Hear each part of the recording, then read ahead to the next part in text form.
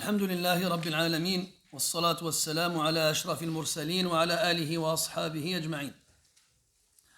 أما بعد أيها الإخوة الكرام، نلتقي وإياكم في هذه الليلة المباركة، وليلتنا هذه هي 9 من شهر جمادى الأولى لعام 43 و400 وألف للهجرة، الموافقة ل12 من شهر ديسمبر لعام 21 و2000. كعادتنا في ليلة الاثنين نذكر أحداث حياة النبي صلى الله عليه وسلم وندرس سيرته العطرة عليه أفضل الصلاة وأزكى التسليم. وكنا قد توقفنا في الدرس الأخير على الأحداث الأخيرة التي كانت بعد غزوة حنين، وقلنا أن النبي صلى الله عليه وسلم بعد عودته من الجعرانة قصد مكة لأداء العمرة في شهر ذي القعدة من السنة 8 للهجرة. Mes chers frères, nous nous réunissons dans cette 9e nuit du mois de Jumad al-Oula de l'an 1443, c'est-à-dire le 12 décembre 2021. Comme chaque dimanche soir, nous étudions ensemble la vie du prophète alayhi salatu wassalam, ainsi que les principaux événements de sa mission prophétique. Et nous nous sommes arrêtés lors du dernier cours aux derniers événements qui ont eu lieu après la bataille de Hunayn. Et nous avons conclu le cours précédent avec la Umrah, le petit pèlerinage que le prophète alayhi salatu wassalam a accompli après son retour de l'Ji'irrana durant le mois de Dhul Qa'dah de la 8e année de l'Hégire. Donc, il reste encore deux événements. ما بقي على الغزوة الأخيرة التي سيكون فيها النبي صلى الله عليه وسلم، وهي غزوة تبوك. بقي عليها حادثان وهما حادثان صغيران. أحدهما أن قبيلة بني تميم جعلت تحرض القبائل العربية التي هن حديثات عهد بإسلام ألا يدفعوا الجزية، فبلغ النبي صلى الله عليه وسلم ذلك، فأرسل إليهم 50 فارسا بقيادة عيينة بن حصن، وأرسلهم إليهم ليؤدبهم، ولم يكن الغرض من إرسال هذه الكتيبة قتالهم.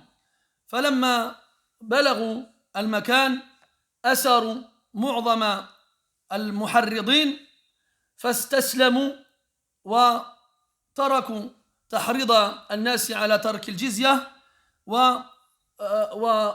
وقبلوا، وبالإضافة إلى تركهم تحريض القبائل أو تركهم تحريض القبائل أسلموا لله سبحانه وتعالى. فرد النبي صلى الله عليه وسلم عليهم سباياهم التي وقعت في أسر عيينة وأحسن عطاياهم صلى الله عليه وسلم.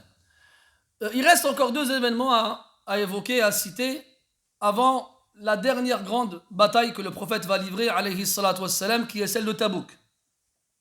Après que le prophète soit retourné à Médine alayhi salatu wassalam, donc après la Umrah qu'il a effectuée durant le mois de Dhul Qa'dah, il a appris qu'une tribu, Banu Tamim, qui n'était pas encore convertie à l'islam, se dirigeait auprès de quelques tribus arabes qui venaient de se convertir à l'islam et qui essayaient de les persuader, de les convaincre de ne pas payer la jizya.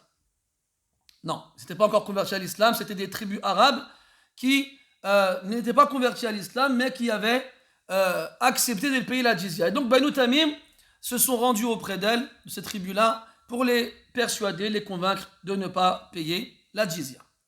Le prophète alayhi salatu wassalam a appris cela. Il a donc levé un escadron qui comptait une 50aine de cavaliers et qui avait à sa tête Uyayna ibn Hisn.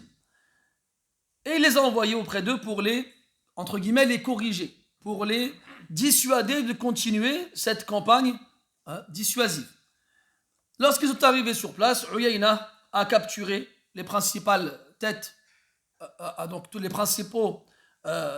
principales personnes qui étaient à la tête de cette dissuasion, et il les a amenés au prophète alayhi salatu wassalam.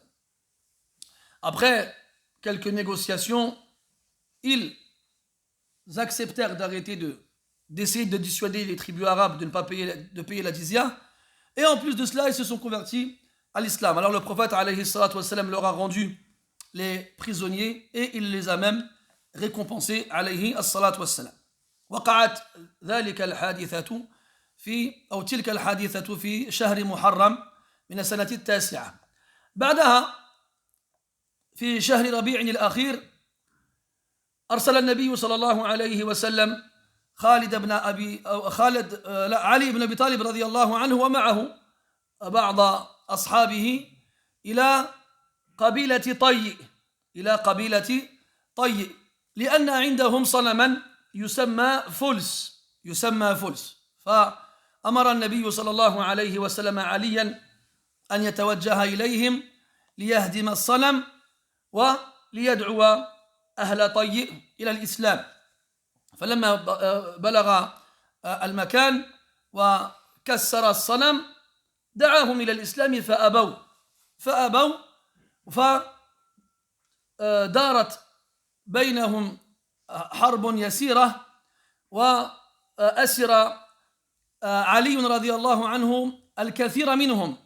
وطي قبيلة مشهورة اشتهرت لأن من ضمنها رجلا يقال له حاتم، فهو حاتم الطائي، وكان مشهورا ومعروفا بجوده وسخائه وكرمه، وكان قد مات وهلك قبل الإسلام.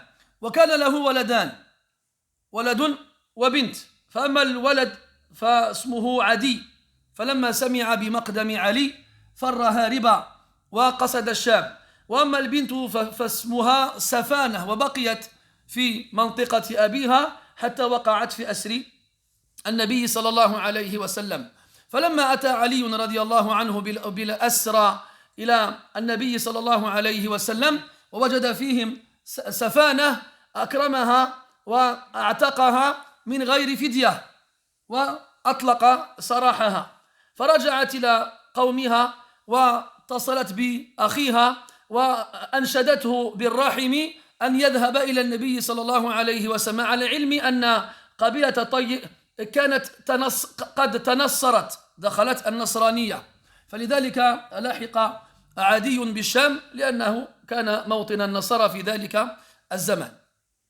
قالت له: لقد فعل النبي بي ما لم يكن أبوك ليفعله، وتقصد حاتم المشهور بالكرم والجود والسخاء. وقالت له: اذهب إليه ولا تخف، لن يمسك منه أي سوء ولا مكروه. فاستمع إلى أخته وذهب إلى المدينة. فلما دخل المدينة ودخل المسجد واستأذن على النبي صلى الله عليه وسلم، فعرف النبي صلى الله عليه وسلم أنه ابن لحاتم، أكرم نزوله وأكرم ضيافته وأخذه بيده.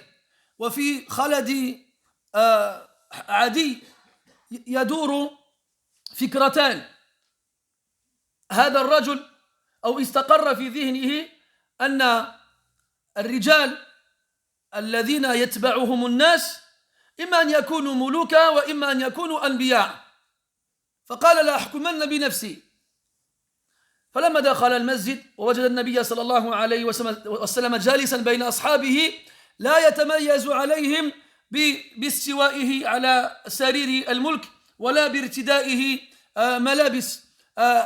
ملابس فاخرة ولا بشيء، بل كان المعروف عند الجميع أن الداخل عليهم لا يستطيع أن يعرف من هو النبي إذ كان جالسا بين أصحابه، فيقول: أيكم محمد؟ فلما رآه النبي قام إليه واستبشر بقدومه ورحب به وأخذه بيده، وعدي يقول في نفسه: والله ما هذا بملك. وبينما يسيران إلى بيت النبي صلى الله عليه وسلم إذ بامرأة كبيرة توقف النبي صلى الله عليه وسلم ومعه ابن لها، فقالت له: إني محتاج إليك في بعض حاجتي، فخلأ بها في بعض سكك المدينة واستمع إليها مصغيا حتى قضى لها حاجته. وعدي يشاهد أو ينظر إلى ذلك المشهد ويقول في نفسه: والله ما هذا بملك. ثم أدخله النبي صلى الله عليه وسلم بيته، فإذا بالبيت من أصغر البيوت، وقد لا يوجد فيه فراش يجلس عليه سوى وسادة محشوة بليف. أخذها النبي صلى الله عليه وسلم وقدمها لعدي وقال له: اجلس عليها. وأما هو فجلس على الأرض، فقال: والله ما هذا بملك. انتفت في ذهنه الوسائل كلها التي يعرف بها الملوك، فما بقيت له إلا فكرة واحدة وهي النبوة: والله ما هذا بملك. ثم قال له النبي صلى الله عليه وسلم كلاما، فقال له: أرأيت الحيرة هي منطقة تقع بالعراق حاليا. أرأيت الحيرة؟ فقال: لئن طالت بك حياة فلترين الضعينة ترتحل من الحيرة أو من الحيرة حتى تطوف بالكعبة، لا تخاف أحدا إلا الله. ولئن طالت بك حياة لتفتحن كنوز كسرى، ولئن طالت بك حياة لترين الرجل يخرج ملء كفه من ذهب أو فضة يطلب من يقبله فلا يجد أحدا يقبله منه. ثم قال له: ما يمنعك أن تسلم؟ فقال عدي: لا شيء. ثم نطق بالشهادتين وشهد شهادة الحق ودخل الإسلام عدي بن حاتم رضي الله عنه وارضاه.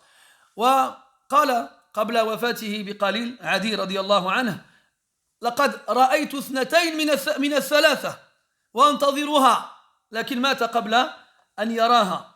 رأى الضعينة تخرج من شمال العراق تضرب الأرض حتى تبلغ مكة، لا يتعرض لها أحد بسوء، لا قاطع طريق ولا أسد يفترسه. ورأى كنوز كسرى قد فتحت على المسلمين وأنفقت في سبيل الله، ولم يرى الرجل يخرج ماله ليتصدق به فلا يجد أحدا يقبله.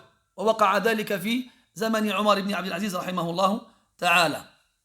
ودخل عدي، وهذه قصة دخول عدي الإسلام، وقبلها كسر صنم فلس في قبيلته طي. Il reste le dernier événement à évoquer avant de passer à Tabouk, c'est lors du mois de Rabi' al-Akhir de la 9e année de l'Hégire. Le prophète alayhi salatu wassalam, il envoie un escadron à une tribu qu'on appelle Taï, tribu très connue chez les Arabes car elle comporte en elle un des Arabes les plus connus de la période anté-islamique, Hatim al-Ta'i. Hatim al-Ta'i, qui était connu pour sa générosité et pour son altruisme et son détachement des biens terrestres. Et cet homme-là, il est mort avant l'islam. Mais il a laissé 2 enfants. Une fille, Safana, et un garçon, Adi. Dans leur tribu, il y avait une idole qui était adorée en dehors d'Allah subhanahu wa ta'ala. Et le prophète alayhi salatu wassalam, il a envoyé Ali ibn Abi Talib radiyallahu anhu avec une 50aine d'hommes pour détruire cette idole et pour appeler les habitants de cette tribu à l'islam. Donc ils sont arrivés à destination, ils ont détruit l'idole et ils ont donc appelé les gens à l'islam, ils ont refusé de se convertir. Il faut savoir qu'ils étaient chrétiens, ils étaient convertis au christianisme depuis un certain temps et ils ont donc refusé de se convertir au christianisme. Ali radiallahu anhu donc en a capturé certains et a confisqué leurs biens. Puis il les a emmenés au prophète à Médine alayhi salatu wassalam. Parmi les captifs, il y avait Safana, la fille de Hatim, pardon. Alors que Adi, lui, lorsqu'il a su que les musulmans arrivaient, il a pris la fuite, et il s'est dirigé au Chem où il s'est réfugié. Arrivé à Médine, le prophète alayhi salatu wassalam apprend qu'il y a dans les captifs Safana, la fille de Hatim. Et comme il nous l'a dit, alayhi salatu wassalam, إِذَا نَزَلَ بِكُمْ كَرِيمُ قَوْمٍ فَأَكْرِمُوهُ. Safana, elle a un fait spécial. C'est son père qui était célèbre et réputé. Mais c'est la fille d'un noble, elle a donc joui elle aussi de cette noblesse.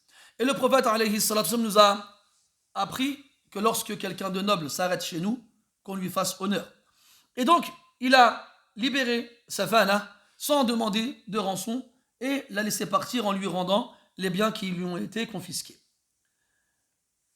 Sans la contraindre à se convertir à l'islam ou quoi que ce soit d'autre. Safana retourne chez elle et elle contacte son frère qui était toujours au Shem pour lui dire de se rendre auprès du prophète et de ne rien craindre de sa part, il ne lui ferait pas le moindre mal.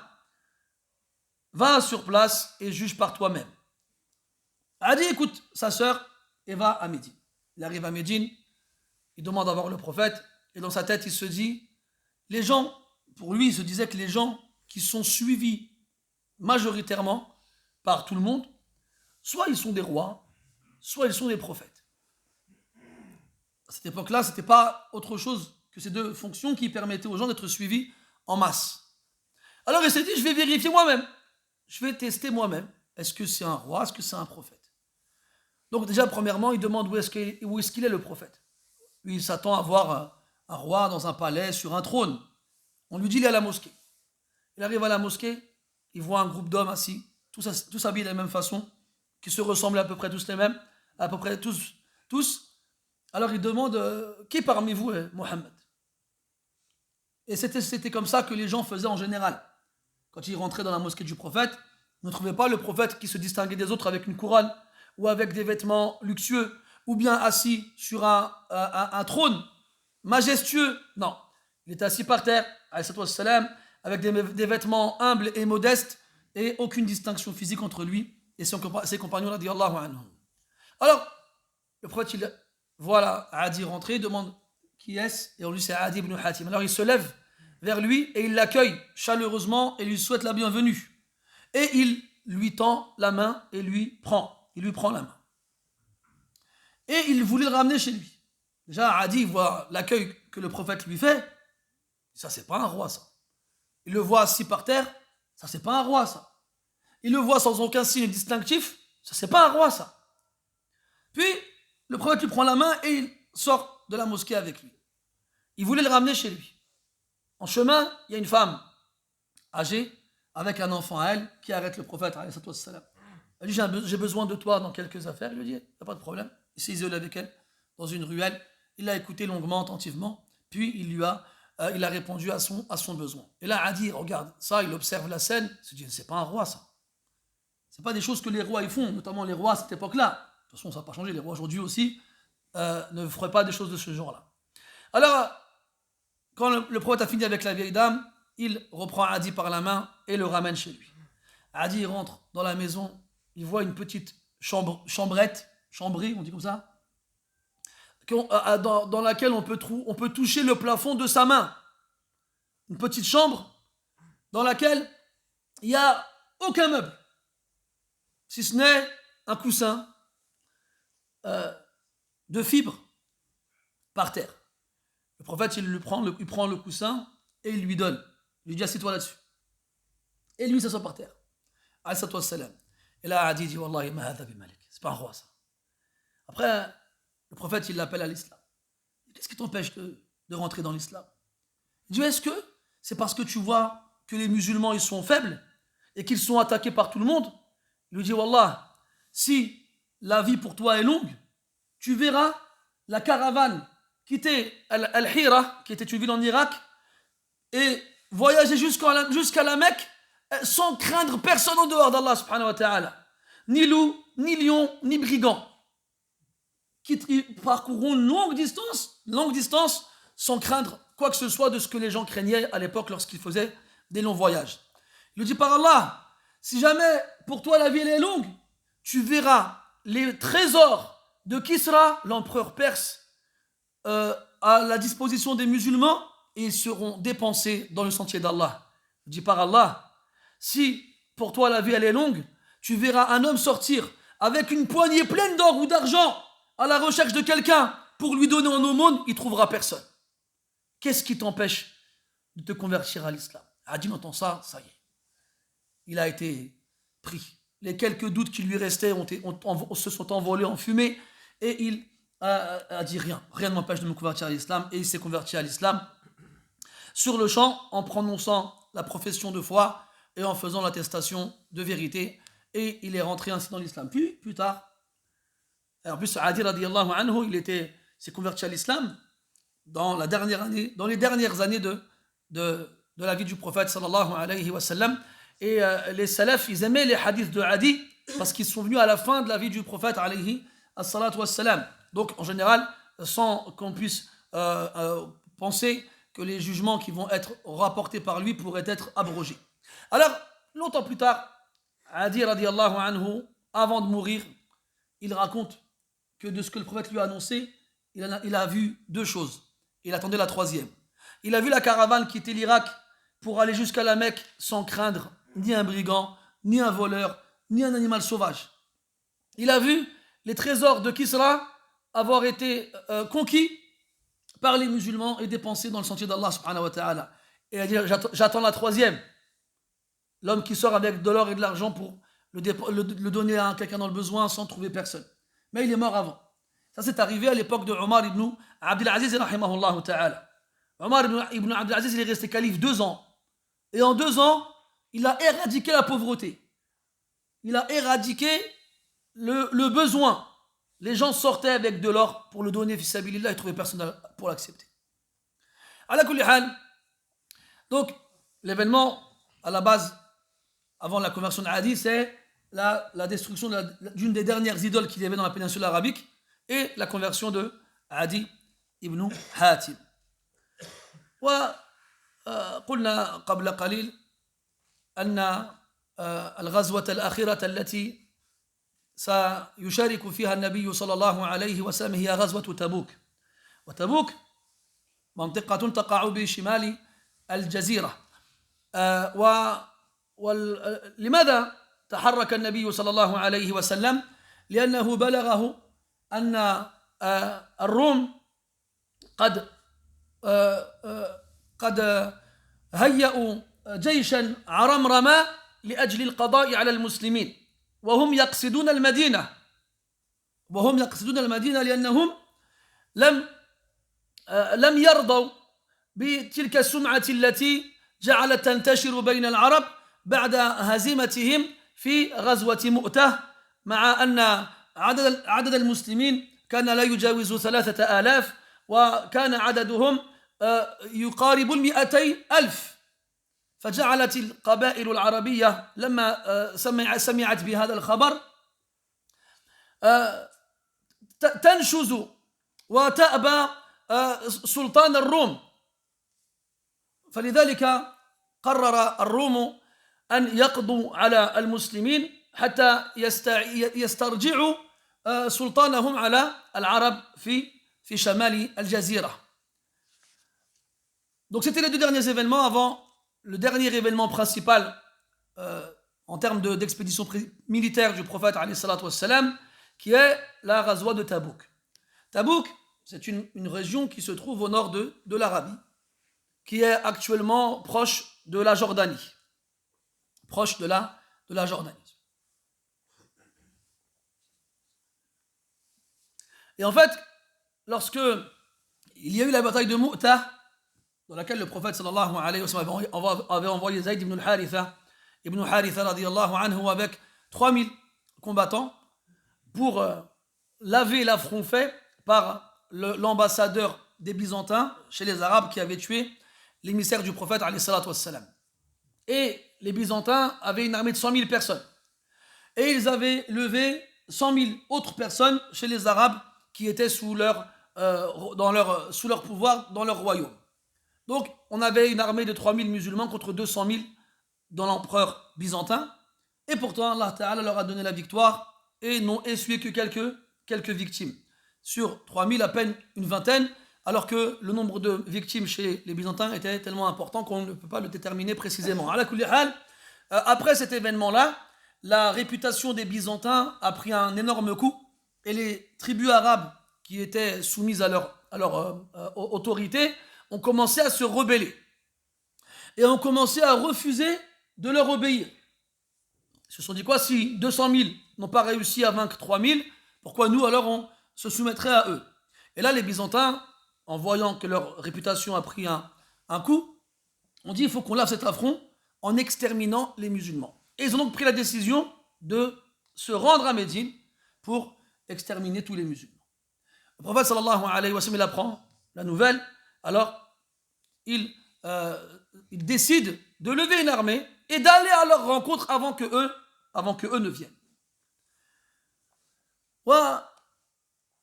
والمشكلة إن صح التعبير أن الفترة التي وقعت فيها هذه الحادثة كانت في موسم الصيف وكانت الحرارة فيها شديدة جدا وكذلك كان الناس في ذلك الزمان يستحبون البقاء تحت الظلال الباردة حين تستطيب الثمار فيشق عليهم الخروج في مثل هذه الظروف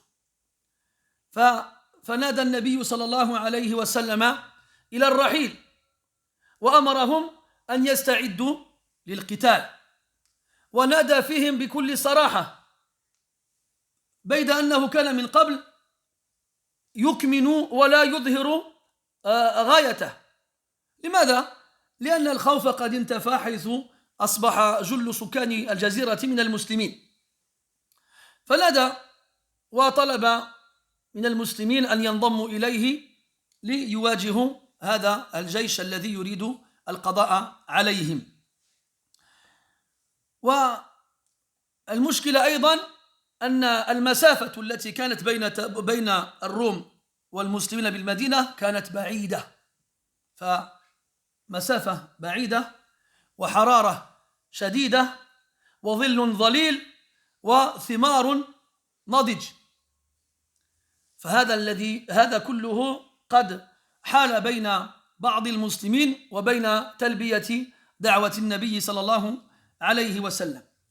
وأضيف إلى هذا أن النبي صلى الله عليه وسلم لما كان في حاجة إلى عدد كبير دعا حتى الفقراء والمساكين للمشاركة لكن لم يكن لهم ما يجهزون به أنفسهم فدعا النبي صلى الله عليه وسلم الأغنياء والأثرياء والمسيرين على الإنفاق فجاء كل واحد منهم مع ما يستطيع بذله فوقع في بال عمر بن الخطاب رضي الله عنه مع أن المنافسة كانت دائمة بينه وبين أبي بكر فقال هذه المرة لأغلبنه فجمع ماله كله وقسمه قسمين فأبقى نصفا لنفسه وأهله وجاء بنصفه الآخر فلما جاء بماله وجد أبا بكر قد سبقه ومعه ماله كله قيل أن أبا بكر جاء ومعه 4,000 درهم فلما جاء بماله كله قال له النبي صلى الله عليه وسلم ماذا أبقيت لأهلك؟ فقال لهم أبو بكر رضي الله عنه أبقيت لهم الله ورسوله وعمر يصادف مجيئه قول أبي بكر هذا فأيقن عندئذ أنه لن يغلب أبا بكر يوما من الدهر بل يضاف إلى ذلك أن أبا بكر غلبه ولو بعد مماته في قصة لعلنا نحكيها لاحقا إن شاء الله تعالى. وأما عمر فجاء بنصف ماله كما تقدم وأما عثمان وكان أغناهم وأكثرهم مالا فجاء بمبلغ هائل وبمال عظيم حتى قيل أنه جاوز 10,000 دينار يعني عملة ذهبية وكاد أن يجهز الجيش كله بمفرده وكذلك تصدق بعدد هائل من البعير والخيل والسلاح وغير ذلك، حتى قال النبي صلى الله عليه وسلم وهو يقلب هذا المال بين يديه: والله ما ضر عثمان ما عمل بعد اليوم. ما ضر عثمان ما عمل بعد اليوم. هذا الذي عمله عثمان اليوم يجعله في أمن وأمان من عذاب الله تبارك وتعالى، ولا يضره شيء يفعله إلى أن يموت، عليه رضوان الله سبحانه وتعالى. وما الصحابة فتتابعوا كل يدلي بدلوه. فهذا عبد الرحمن بن عوف رضي الله عنه يأتي ب200 أوقية من ذهب، وهذا بأقل من ذلك، وهذا بتمر، وهذا وكل يأتي بما استطاع، حتى جاء بعض الفقراء بتمر أو بتمرة أو تمرتين أو زاد قليل وتصدق به. وأما المنافقون فبالإضافة إلى عدم مشاركتهم في الإنفاق جعلوا يلمزون الذين تصدقوا بالمال الكبير ويستهزئون بالذين تصدقوا بالمال القليل. فأنزل الله تبارك وتعالى فيهم آيات تتلى إلى أن يرث الله تعالى الأرض ومن عليها يكشف شرهم ويفضح نفاقهم، وهي سورة التوبة. حتى النساء جعلنا يرسلن حليهن وما لهن من المال ليشاركن في هذا العمل الجليل. وفي نهاية المطاف جاء الفقراء الذين لا يملكون شيئا وطلبوا من النبي صلى الله عليه وسلم أن يحملهم معه، لكن النبي صلى الله عليه وسلم لم يجد شيئا يحملهم عليه فاعتذر وقال: لا أجد ما أحملكم عليه. تولوا وأعينهم تفيض من الدمع حزنا أن لا يجدوا ما ينفقون. فجاء عثمان وجاء العباس وجاء غيرهما وزادوا في الإنفاق وجهزوا الفقراء فانضموا إلى جيش النبي صلى الله عليه وسلم. Il faut savoir que cette expédition est particulière. Le prophète sallallahu alayhi wa sallam n'a pas voulu attendre que l'armée byzantine ne les surprenne. Il a préféré aller à leur rencontre. Mais le problème, c'est la période dans laquelle cet événement a eu lieu. C'était dans une période où il faisait très chaud. La chaleur était intense. Et il y avait une longue distance qui les séparait de l'endroit dans lequel ils devaient se rendre. Et aussi, généralement, durant cette période-là, c'était là que les fruits devenaient mûrs et que les ombres des palmiers étaient les plus fraîches. C'est une période dans laquelle les Arabes, qu'est-ce qu'ils faisaient? Ils attendaient que la chaleur passe sous les ombres des palmiers à se délecter des fruits mûrs et sucrés. C'était donc une période difficile pour voyager et combattre. Mais là, on parle d'un empire qui est capable de lever une armée de 200 000 personnes. Alors le prophète, alayhi salatu wassalam, il appelle les musulmans à se joindre à lui. Habituellement, lorsqu'il avait l'intention de partir, combattre, il ne dévoilait pas ses plans jusqu'au dernier instant, de peur que des espions aillent transmettre l'information. Mais là, il l'a dit clairement, on va aller à Tabouk, rejoindre, du moins à la rencontre de l'armée byzantine. Pourquoi? Parce qu'à ce moment-là, la plupart des Arabes dans la péninsule arabique, soit sont musulmans, soit payent la jizya et sont soumis à un pacte avec le prophète. On n'a donc plus à craindre de trahison de la part de qui que ce soit. Alors il a appelé clairement, il a demandé à tous ceux qui peuvent venir de venir. Et comme il y avait du monde, il y avait parmi eux les riches et les moins riches. Et il fallait équiper tout le monde. Il fallait trouver des moyens de locomotion, il fallait des provisions et il fallait surtout des équipements pour la bataille. Alors le prophète, il a appelé les musulmans à donner de leurs biens, à faire une grande, récolte pour pouvoir équiper tout le monde. Et là, les musulmans, chacun ont participé comme ils le pouvaient. Et Omar, radiyallahu anhu, il faut savoir que depuis longtemps, il cherchait toujours le moyen d'avoir le dessus sur Abu Bakr, radiyallahu anhu. Le dessus dans le bien, bien entendu. Toujours, il se concurrençait.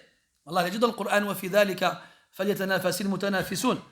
Et normalement, le croyant, il regarde qui est le meilleur autour de lui, il l'observe et il voit les choses que lui ne fait pas et que l'autre fait, et il va le concurrencer dans ces choses-là, essayer de les faire et voire même en faire plus que lui. C'est une bonne et une saine concurrence. C'est comme vous voyez très souvent à la mosquée, lors de l'iqama, les gens ils se lèvent pour faire les rangs, et donc il y a des places qui se libèrent dans les rangs de devant. Et tu as toujours le droit à cette scène-là. Elle est mignonne, elle est jolie, mais elle est fausse. C'est deux personnes qui se retrouvent face à une place vide dans le rang de devant, et puis ils se font des politesses. Vas-y, Harry, non, vas-y toi, non, vas-y toi. Il n'y a pas de vas-y toi, c'est pousse-toi et vas-y moi. Normalement, dans ces choses-là, on ne doit pas se faire de gentillesse. Là, les gentillesses, on ne se les fait pas dans les adorations. On se les fait dans les autres choses. Tu montes dans le bus, l'ascenseur, tu lui tiens la porte. Oui, sois gentil, sois poli, c'est très bien. Mais dans les portes du bien, celles qui te rapprochent d'Allah subhanahu wa ta'ala, c'est toi le premier. Imagine-toi, tu arrives devant Allah au paradis et il dit, il reste une place au degré 178, le premier qui arrive, tu vas dire non, Akhi, vas-y toi. Non, tu vas dire pousse-toi, tu vas le faire un croche-pas, tu vas dire regarde là-bas et tu vas y aller en premier. Donc quand tu vois une place qui se libère devant toi, fonce. Et regarde ni à droite ni à gauche. Dis pas non, mesquine, ou là, il n'y a pas de. Là, il n'y a pas. Fonce. Tu vas dire, ouais, c'est bizarre quand même, ça se fait pas. Chouma, si jamais c'est un frère mesquine, il était là. Là. Puis aussi, chose qui se fait très souvent, je remarque, ici ou ailleurs, c'est les gens qui arrivent, limite, juste avant l'iqama, qui enjambent les rangs pour aller dans les premiers rangs. Alors que, il y a des gens qui sont là depuis tout à l'heure, qui n'ont pas bougé depuis le Maghreb, et qui se retrouvent derrière. Vous savez, le prophète il a interdit qu'on enjambe les rangs pendant la khutbah. C'est interdit. Et les ulama, ils ont déduit que ce n'était pas seulement un mauvais comportement à faire pendant la khutbah, mais dans toutes les assises, dans toutes les réunions. C'est pas une chose à faire. C'est un manque de bienséance. Donc nous, on dit rien à celui qui enjambe tout le monde. À la fin, pour se retrouver au premier rang, alors qu'il y a tout le monde qui était là avant lui et il se retrouve derrière. Et par contre, si jamais il y a une place qui se libère dans le rang de devant et que moi je vais pour y aller en premier, tu regardes lui, mais il m'a pas laissé passer. Là, encore une fois, on a tout inversé. On revient à Omar, radiyallahu anhu arda. Omar s'est dit quoi, ça y est, aujourd'hui, je vais battre Abu Bakr. Je vais le battre. Alors il rentre chez lui, il réunit tout ce qu'il possède. Et il le sépare en deux parties, en deux moitiés. Il prend l'une des deux moitiés et il va avec auprès du prophète alayhi salatu wassalam. Et là il arrive sur place et Abu Bakr il l'a dépassé deux fois, c'est-à-dire qu'il s'est déjà arrivé avant lui, donc lui il arrive en second, et en plus de ça Abu Bakr, lui, il a ramené tout ce qu'il possédait. Il n'a pas ramené la moitié, il a tout pris. Ils disent que c'était l'équivalent de 4000 dirhams, des pièces d'argent. Et quand Rasoul il a vu Abu Bakr venir avec tous ses biens, il lui a dit qu'est-ce que tu as laissé pour ta famille? Il lui a répondu avec l'aisance et la décontraction la plus naturelle possible, je leur ai laissé Allah et son messager. Je leur ai laissé Allah et son messager. Et wallah, quand Allah Ta'ala il te dit donne, je te rendrai, plus encore, pourquoi tu t'inquiètes? Pourquoi tu t'inquiètes?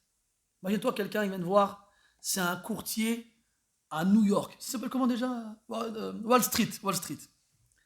Il vient te voir et moi je suis courtier à Wall Street. Moi je fais des millions tous les jours. C'est pas tous les mois là. Ceux qui connaissent la bourse, ils seront d'accord. Donne-moi ton argent et ma trafche. Tu le donnes ou je le donne pas? Mais tu vas lui donner, tu vas même aller emprunter à d'autres personnes pour lui donner plus. Pourquoi? Parce que dans ta tête, les courtiers, ils font de l'argent. C'est pas des paroles en l'air. J'ai des actions chez Apple, des actions chez, je sais pas quoi moi, chez Tesla. Oui, vous connaissez, là je suis au max, j'ai du maximum que j'avais. À la kulli hal, tu vas lui dire, tiens, j'ai économisé pendant 10 ans 30 000 euros, hack. Tu vas lui donner. Et là, Allah Ta'ala, il te dit, وما أنفقتم من شيء أو من شيء فهو يخلفه وهو خير الرازقين إن تقرضوا الله قرضا حسنا يضاعفه لكم ويغفر لكم. Les versets dans ce sens-là, ils sont nombreux et variés. Allah, il te dit, tout ce que vous dépensez comme bien, Allah, il lui donnera suite. Yukhlifuhu. Donnera suite. Et il te dit, celui qui prête à Allah, Allah, il lui fera fructifier ce prêt-là. وَمَا آتَيْتُم مِّن زَكَاةٍ تُرِيدُونَ وَجْهَ اللَّهِ فَأُولَٰئِكَ هُمُ الْمُضْعِفُونَ. Ce sont eux qui verront leurs biens multipliés. Et un Nabi sallallahu alayhi wa sallam a dit, مَا نَقَصَتْ صَدَقَةٌ مِّن مَالٍ. Jamais une aumône, elle a diminué un capital. Ne dis pas, toi, j'avais 10 000 euros, j'ai pris 1 000 euros, ça m'a diminué de mon capital. Non, Wallah que ça ne le diminue pas. Ça va le faire fructifier. Mais ça dépend de ta confiance en Allah subhanahu wa ta'ala. Ça dépend de la bonne opinion que tu as d'Allah subhanahu wa ta'ala. Parce qu'Allah ta'ala te promet. Est-ce que tu fais confiance à cette promesse? Est-ce que toi, quand tu donnes, tu te dis que Allah il m'a promis, donc il va me donner? Et je connais quelqu'un, il m'a dit Soufiane, il m'a dit chaque fois que je donne de l'argent fi sabilillah, j'attends juste à quel moment ça va revenir plus. J'attends juste. Il me dit un jour, il a fait une sadaqa. Et quelques jours plus tard, il attendait de quelle façon ça allait revenir. Les jours y passent. Voilà. Celui qui rencontre ça, Mazala Hayy Yurzaqa, il habite pas loin d'ici, à Aulnay. Il me dit un jour, il va retirer 10 euros dans le compte. Voilà que c'était un peu la hasse. Il a consulté le solde juste avant. Pour voir s'il pouvait retirer. Et là, il voit 300 euros en plus que ce qu'il avait dessus. Ça vient d'où ça? Je ne comprends pas. Il rentre à l'intérieur de la banque.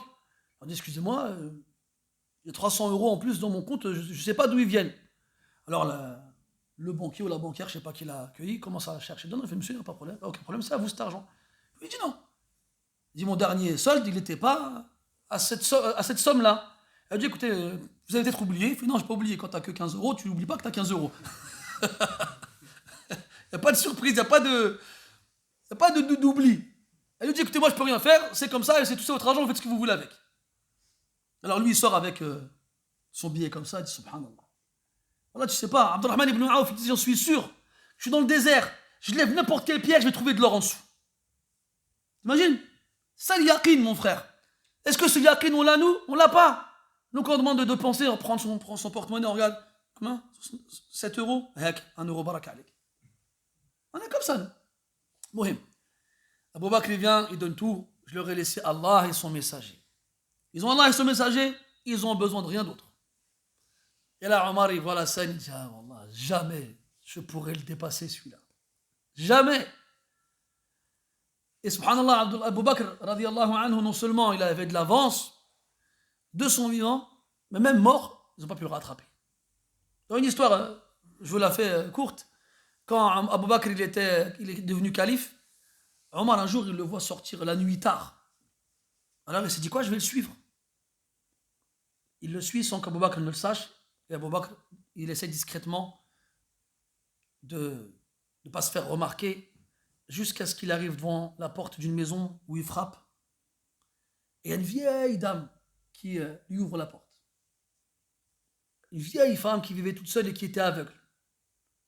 Alors, il rentre, il avait avec lui de la nourriture, il avait avec lui de la farine, il a allumé le feu, il a mis de l'eau à chauffer, il a pétri du pain, on dit comme ça, pétri du pain, et il s'est occupé d'elle. Et là, Omar, il observe la scène, il dit, لَقَدْ أَتْعَبْتَ الْخُلَفَاءَ بَعْدَكَ يَا أَبَا بَكْرَ. Il dit, Abu Bakr, Wallah, tu as épuisé les khulafa qui viendront après toi. Abu Bakr, il meurt, radiyallahu anhu. Omar, il s'est dit, quoi, je vais continuer ce que Abu Bakr faisait. C'est une vieille dame, elle est aveugle. Omar, il arrive, il fait comme lui. Elle ne sait pas, elle est aveugle. Il frappe, il commence à préparer. Puis après, elle mange. Et elle dit, Mata sahibuk? Sahibuk mat? L'autre là, il est mort. Il dit, Oma Adrak, comment tu sais? Elle dit, lui, il soufflait sur le plat pour le refroidir. pour pas que je me brûle en le mangeant. Ala kulli hal, voilà, si on rentre dans les histoires de ces hommes-là, t'hir, wallah, t'hir. يمشي عقلك يمشي بعيد, c'est pas possible. ما يمكنش des gens comme ça ils aient vécu. Mais يا إخواني هؤلاء طلبة مدرسة النبي صلى الله عليه وسلم. تربوا على يديه. Comment vous voulez que les élèves de l'école du prophète ils ont été éduqués par le prophète alayhi salatu wassalam. Et celui qui cultive des huîtres, il récolte des perles. Elle est belle, ça, non? Ala kulli hal, donc Omar il voit Abu Bakr, il a dit c'est bon, il a gagné, je m'avoue vaincu. Puis Uthman il arrive, radiyallahu anhu, et Uthman il était aisé, c'est un commerçant riche, et il a limite équipé l'armée tout seul. Il a donné plus de 10 000 dinars, des pièces d'or. Il a donné des centaines de dromadaires et des centaines de chameaux, de chevaux, et il a équipé beaucoup des gens qui étaient dans cette armée.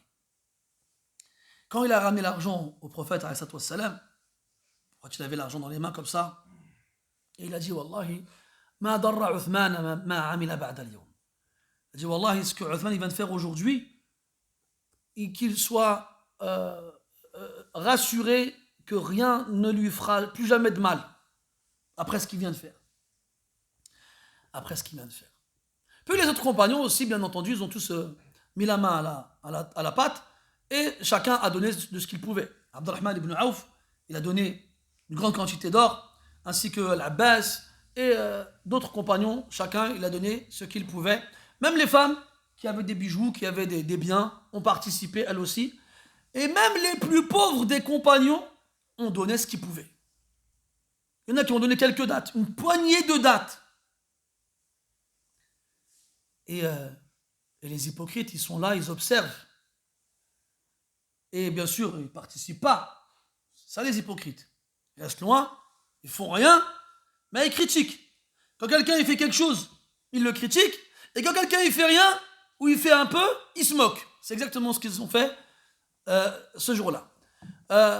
Quand ils ont vu les musulmans donner, ils ont osé dire Yura'una biha. Ils ont osé, eux les hypocrites qui vivent dans le riya, dans l'ostentation, ils ont dit ouais, ils font ça pour se faire voir auprès des autres. Et quand ils ont vu les musulmans pauvres et humbles et modestes avec des dons vraiment qui pouvaient paraître insignifiants, quelques dates, ils se sont moqués d'eux. الذين يلمزون المتطوعين من المؤمنين في الصدقات والذين لا يجدون إلا جهدهم فيسخرون منهم. Ils se moquent d'eux. يلمزون, ils se font des clins d'œil, ils se font des signes. Regarde, il a ramené des dates. Ils se font des signes. Ils se moquent d'eux, ils rient d'eux, alors qu'eux n'ont rien fait. Eux, ils se moquent de ceux qui donnent. Et quand ils voient quelqu'un donner, qu'est-ce qu'ils disent? La tunfiqu ala man inda rasulillahi hatta yanfaddu. Attendez qu'ils partent. Ne donnez rien. Et s'ils doivent donner, la yunfiquna illa wahum karihun. C'est comme ça qu'Allah les a décrits dans le Coran. S'ils doivent donner, ils ne donnent qu'avec l'aversion, contraint. Ils ne font pas de gaieté de cœur. Et quand les autres ils donnent, ils ne sont pas contents. Soit ils leur donnent des moyens d'échapper, en leur disant restez, attendez que les gens qui demandent partent, après rentrez chez vous. Comme ça on ne vous verra pas. Ou bien carrément, qu'est-ce qu'ils font? Ils interdisent aux gens de le faire. Alladhina yabkhaluna wa ya'muruna an-nasa bil bukhl. Ceux qui sont radins et avares et qui ordonnent aux gens d'en faire autant. Hada sha'nul munafiqin. A'adana Allah wa iyyakum min an-nifaq wa ahlihi. Alors, Allah Ta'ala, il a révélé dans Surat Tawbah des versets qui a mis au jour, qui a dévoilé au monde leur hypocrisie et qui a mis en évidence leur côté perfide. Puis, il y a des musulmans qui arrivent, ils n'ont rien, mais vraiment, vraiment rien. Et à défaut de participer dans la collecte, ils demandent au prophète sallallahu alayhi wa sallam de les emmener avec lui. Mais le prophète n'a pas de quoi les emmener avec lui. Il y a beaucoup de monde. Et il n'y a pas assez de montures pour tout le monde. Ils disent les historiens que pendant le voyage, des fois il y a 18 personnes qui montaient à tour de rôle sur une seule monture. Tellement il n'y en avait pas pour tout le monde. Alors eux, ils venaient demander pourquoi de les emmener avec eux, ils ne pouvaient pas les emmener avec eux. Et Rasul ne disait jamais non à salam quand il demandait quelque chose, quand il pouvait le donner. Quand il ne pouvait pas, alors il s'excusait en mettant en évidence la raison. Voilà ala alladhina idha ma atawka litahmilahum qulta la ajidu ma ahmilukum alayh. Ceux qui viennent te demander de les emmener avec toi, tu leur dis je ne trouve rien pour vous emmener avec moi.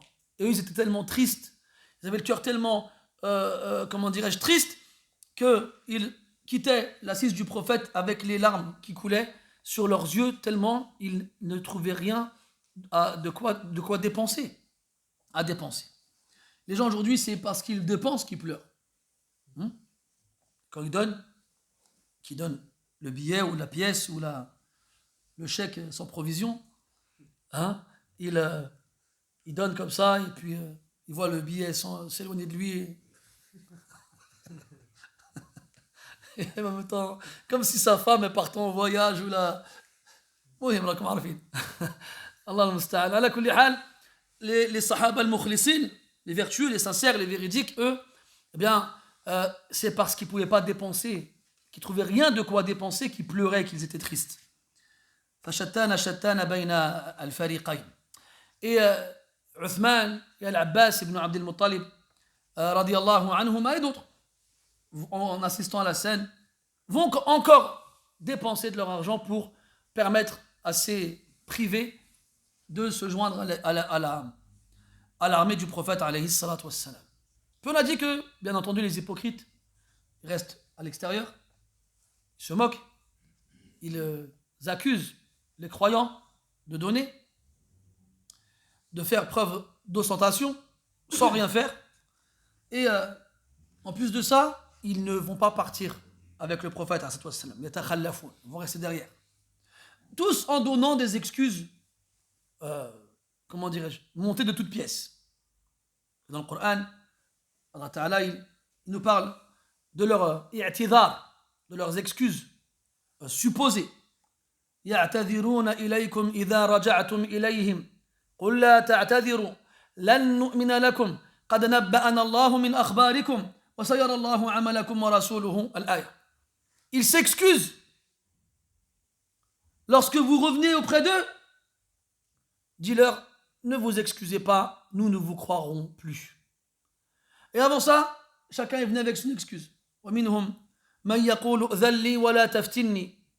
Il y en a parmi eux qui ont dit, permets-moi de rester et ne me tente pas. Parce qu'à Tabouk, c'était le nord de l'Arabie, là-bas, on sort du climat désertique et chaud de l'Arabie. Et les gens là-bas, ils n'ont pas les mêmes physiques. Ils sont blancs de peau, ils ont les yeux clairs. Ça ressemble un peu au profil européen. Et les femmes étaient connues pour être très belles. Alors il y en a qui ont dit, si jamais on va là-bas, on va voir des belles femmes, on va être tentés, vaut mieux qu'on reste ici, comme ça, il nous arrivera rien. À la kulli hal, c'est des excuses bien entendu bancales qu'ils ont avancées pour ne pas partir avec le prophète alayhi salatu wassalam. Donc les hypocrites, leur cas, il était connu. Ils ne voulaient pas partir et ils cherchaient la moindre excuse pour ne pas y aller. Mais il y a aussi des musulmans sincères et véridiques, qui n'étaient pas des hypocrites, qui n'ont pas été avec le prophète alayhi salatu wassalam, pour les raisons qu'on a dit tout à l'heure. La distance, la chaleur, les fruits qui sont mûrs, et donc, ils ont été pris d'une certaine, je ne sais pas si on peut employer le terme, paresse, qui les a empêchés de se joindre à l'armée du prophète. Puis, le moment de partir est arrivé. Le prophète sallallahu alayhi wa sallam, après avoir levé cette armée très, très importante, il quitte Médine. Et avant de quitter Médine, il laisse Mohammed ibn Maslama à Médine, entre guillemets à sa place, et il demande à Ali ibn Abi Talib radiyallahu anhu de rester auprès de sa famille. La famille de Ali, qui est la famille du prophète sallam. Fatima et ses fils, Al-Hassan et Al-Hussein, et aussi de rester avec la famille du prophète, ses épouses. Et ils sont partis un jeudi. Ils étaient 30 000. Un peu après être partis, voici que Ali rejoint le prophète. Pourquoi? Rasoul, c'est toi de voir Ali le rejoindre. Ma hamalaka ala ma fa'alt. Pourquoi tu m'as rejoint? Et il lui dit que les munafiqun kanu yata'anuna fihi. Tarakahu ma'an nisa'i was sibyan. Ils ont commencé à critiquer Ali. Ils ont dit ouais, c'est pas normal qu'il ait laissé Ali derrière comme ça. Il a laissé avec les femmes, avec les enfants, avec les handicapés et tout ça. Et ils ne voulaient pas de lui, alors que c'est Ali. Ils n'ont pas choisi n'importe qui pour te montrer comme quoi les hypocrites, ils ne regardent pas qui ils attaquent. Ali radiallahu anhu, il n'a jamais raté un voyage avec le prophète sallallahu alayhi wa sallam. C'était un combattant hors pair, brave et vaillant. On a vu ses exploits à de nombreuses occasions. Et pourtant, ils ont dit quoi? Regarde, il a laissé avec les femmes et les enfants. Ya subhanallah. Et Ali a dit non. Et alors, il a dit, pour les faire taire, il a rejoint le prophète sallallahu alayhi wa sallam. Mais le Rasul, il lui a demandé de repartir. Et il lui a dit Ama tarda an takuna minni bimanzilati Haruna min Musa ghayra annahu la nabiyya ba'di. Il lui a dit retourne à Médine. Et est-ce que tu serais satisfait d'être pour moi comme l'a été Haroun pour Moussa alayhi salam. Vous vous souvenez que quand Moussa il est parti au rendez-vous fixé par Allah tabaraka wa ta'ala, la seconde fois, Moussa il a demandé à Haroun de le suppléer. Dans le verset وقال موسى لأخيه هارون اخلفني في قومي وأصلح ولا تتبع سبيل المفسدين. Il a dit à son frère Haroun اخلفني, يعني succède-moi في قومي, dans mon peuple, وأصلح إلى آخر الآية. Et là, il a fini en disant sauf qu'il n'y aura pas de prophète après moi. Donc va et sois tranquille. ولا تبالي بطعون المنافقين. Et ne fais pas attention aux critiques des hypocrites. Eux, leur but, c'est de ne pas laisser le bien se faire. Comme Allah il est décrit dans le Coran, encore dans Surat Tawbah, il dit وَالْمُنَافِقُونَ وَالْمُنَافِقَاتِ بَعْضُهُم مِّن بَعْضٍ يَأْمُرُونَ بِالْمُنكَرِ وَيَنْهَوْنَ عَنِ الْمَعْرُوفِ. Dans les attributs des hypocrites, comme Allah les décrit dans le Coran, dans Surat Tawbah, ils interdisent le bien et ils ordonnent le mal. Ils ne veulent pas qu'il y ait du bien. Ils ne veulent pas que les gens fassent du bien. Ils ne le font pas et interdisent aux gens de le faire. Et s'ils ne peuvent pas leur interdire, ils vont les dissuader de le faire. Comme Allah il a dit, encore les concernant notre Tawbah, يبتغون الفتنة وفيكم سماعون لهم. Ils cherchent à semer le trouble parmi vous. Ils cherchent à semer la zizanie et la discorde entre vous. Et il y en a parmi vous qui les écoutent. وفيكم سماعون لهم. Donc quand tu vois quelqu'un, il ne fait pas du bien, et il ne laisse pas les gens en faire, ne l'écoute pas. T'as fait quoi toi? Qu'est-ce que t'as fait? Quand Rasoul va parler des Khawarij, on va dire quoi? La lil-islami nasaru, wa la lil-kufri khadalu. Yaqtuluna ahl al-islam, wa yatrukuna ahl al-awthan. Comment Rasoul va décrire les Khawarij qui vont sortir après sa mort contre Ali radiallahu anhu? C'est des gens qui ne vont pas secourir l'islam ni mettre en déroute le kufr. C'est des gens qui combattront, qui tueront les musulmans et qui laisseront les polythéistes. C'est leur sima, c'est leur signe. C'est comme ça qu'on les reconnaît. Des gens qui ne font aucun bien et qui laissent personne en faire.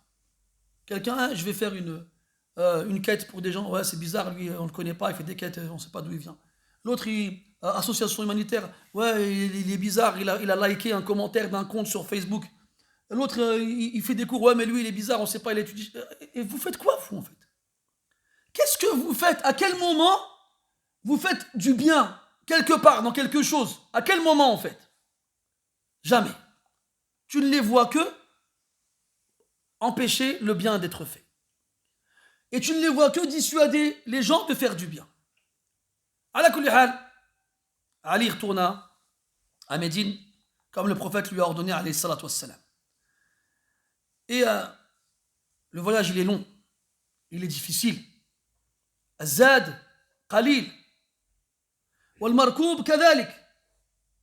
Il n'y a pas beaucoup de provisions et il n'y a pas beaucoup de montures.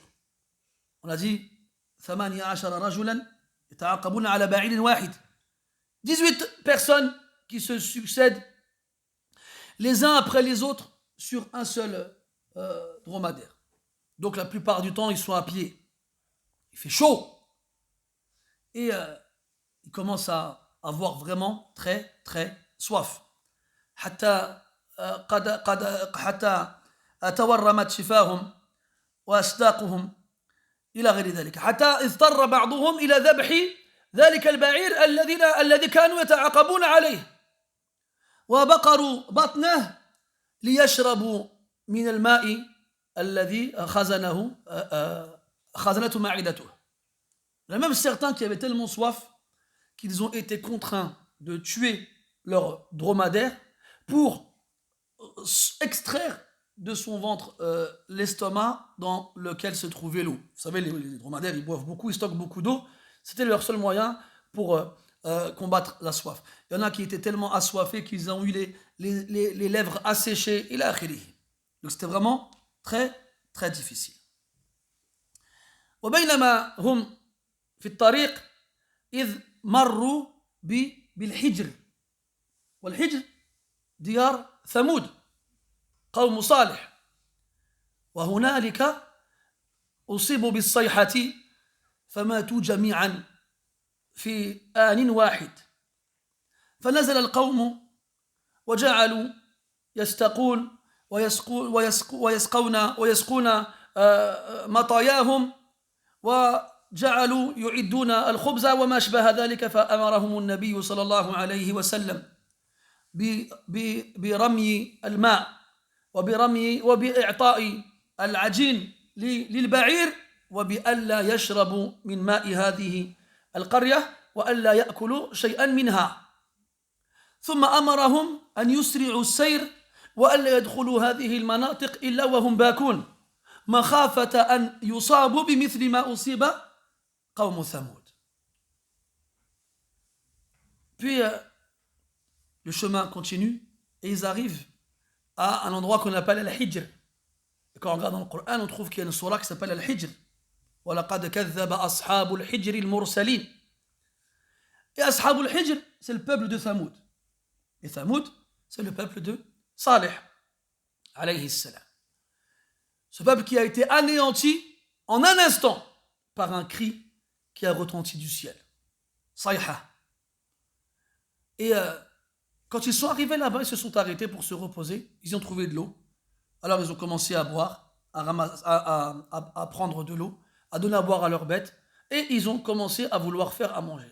Après, il arrive sur place, il les trouve, il leur dit arrêtez tout. Jetez l'eau. Et ce que vous avez préparé à manger, donnez-le à vos bêtes. Ne buvez ne buvez pas une goutte d'eau qui vient d'ici et ne mangez rien que vous avez fait avec quelque chose que vous avez trouvé ici. Et quand vous traverserez la vallée, traversez-la le plus vite possible. Et faites-le en pleurant. Illa wa antum baakoun. En pleurant. De peur à ce qu'il vous arrive ce qui leur est arrivé avant vous. Chauffe. Regarde aujourd'hui les gens.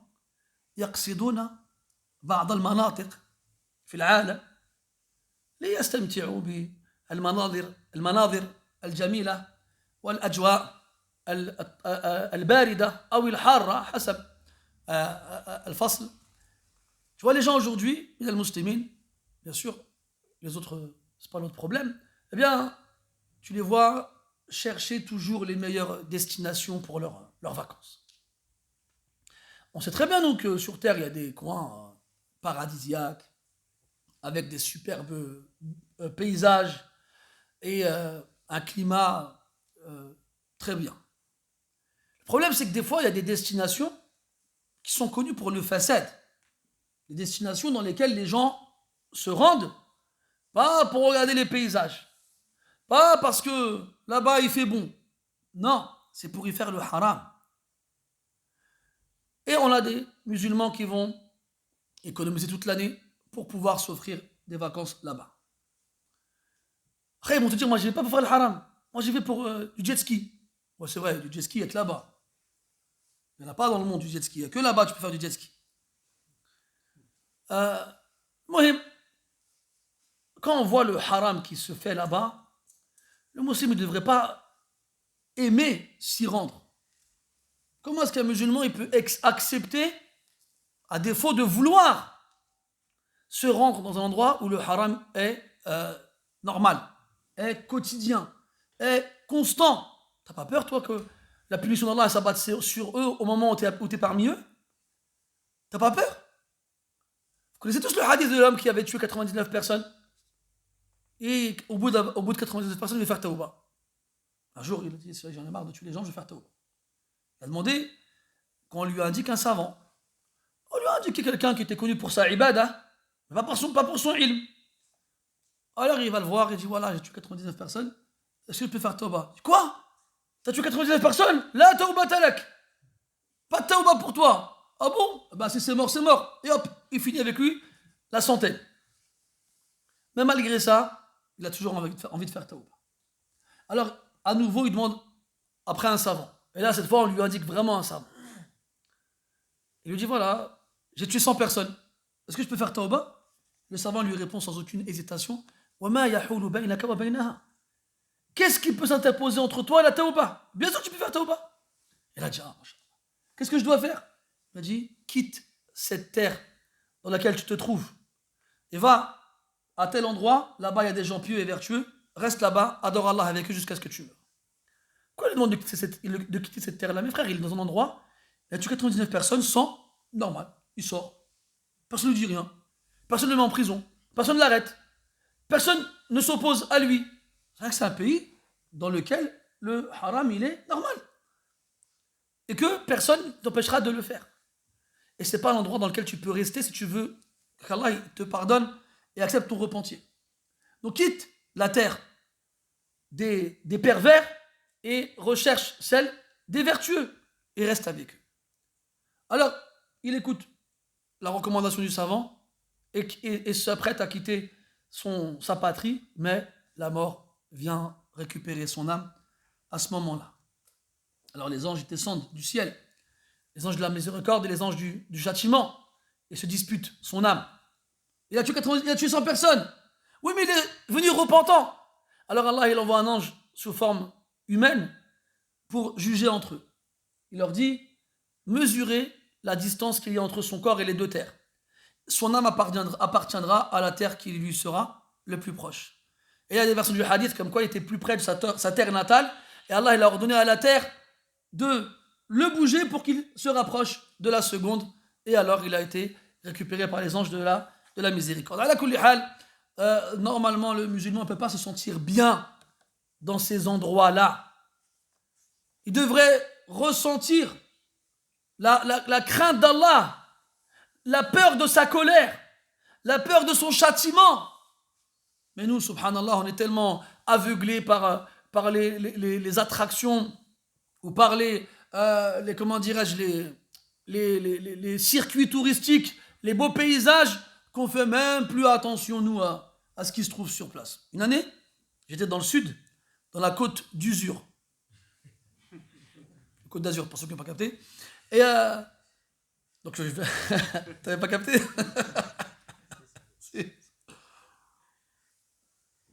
Alors, je vais là-bas, je vais dans une ville qui s'appelle Vidauban, côté de Draguignan, dans le Var. J'ai fait le ramadan dans une mosquée. Et donc là-bas, machallah, des musulmans, tout va bien, tout ça. Et des frères, ils m'ont dit, si tu veux, prends ta famille avec toi, on vous amène à la plage dans un coin tranquille. Donc moi, je fais confiance aux frères, machallah. Je me suis dit, va m'amener dans un coin tranquille. Donc on arrive sur place, et pump it up. Je dis, c'est quoi ça? Il dit, non mais c'est le coin le plus tranquille qu'il y a ici. Je dis, non mais c'est pas tranquille ça. Je dis, non, viens, on va partir, on va chercher autre chose. Mais cherche. Vas-y. Vraiment la côte d'Uzur, t'as l'Uzur cette côte. Tu ne trouveras rien du tout là-bas. Ouais, mais on a comment dire, on a fait demi-tour, on est parti, je dis, okay. Même pour vous, faut pas aller dans des endroits comme ça, vous êtes là avec des barbes, comme ça, des camis, des nisfussak, au milieu de femmes en bikini. C'est quoi ces trucs-là, là? Il me dit, mais c'est tout ce qu'on a trouvé, prive-toi. T'es obligé d'aller nager, toi, sur une plage pareille. Tu trouves normal, toi, ta place ici? Imagine l'inverse. Une plage avec des hommes avec des barbes et une femme en bikini qui arrive au milieu d'eux. Elle va se sentir à sa place. Elle ne se sentira pas à sa place. T'as rien à faire dans ces endroits-là. Ouais, mais les enfants, ils veulent sortir. Ben, il y a plein de choses. Il y a des lacs, il y a des parcs, il y a... T'achètes une piscine c'est des piscines en plastique, là, chez vous, dans ton balcon, et les enfants, ils sont contents, ils n'en font pas grand-chose. À la kulli hal, comme ils disent les Arabes, مشات لي كثرة المساس يميت الإحساس. Tu vois? Ça, c'est... Il n'y a plus d'ihsas, plus rien. Tu es là, tu vois le munkar tous les jours, tu t'y habitues jusqu'à ce que tu ne ressentes plus rien dans ton corps. C'est fini, c'est normal. Et c'est ça qui nous a eu à l'usure aujourd'hui. C'est ça. Aujourd'hui, on entend des choses, il y a 20 ans, on ne les entendait pas. Et dans 20 ans, je ne sais même pas ce qu'on entendra. Dans 20 ans, qu'est-ce qui va se passer en fait? On est là, non, mais c'est normal, tout va bien, c'est pas grave, c'est normal, on est en 2021, c'est normal, on est en France. À partir, en fait, je me demande dans l'esprit de ces personnes-là, à quel moment il y a le signal d'alarme qui retentit. Non, là, tu vas trop loin. C'est quand, en fait? À quel moment? Parce qu'il n'y a plus rien, en fait, tout est mort. Tout est mort. On sait, bah, wallah. Rasulullah dit aux Sahaba, traversez cet endroit-là, wa antum bakoun, ya ikhwani. Al-Hijr, c'était désertique, il n'y a personne qui vivait là-bas à ce moment-là. Et le prophète, il parle aux Sahaba, les gens les plus pieux sur terre. Traverser un endroit désert, alors que ce sont les plus pieux sur terre, en accélérant le pas et en pleurant, de peur d'être touchés par ce qui les a touchés. Ce que doit dire nous alors? On n'est pas les plus pieux sur terre, et les endroits dans lesquels on se rend, ils sont loin d'être déserts. Et on y va en riant, en s'amusant, en faisant des selfies, en faisant des photos. Hasbunallah wa ni'mal wakil. Ala kulli hal, on a dit qu'il y avait des compagnons vertueux et sincères qui n'ont pas accompagné le prophète. Parmi eux, il y a un homme qui s'appelle Abu Khaythama al-Ansari radiyallahu anhu.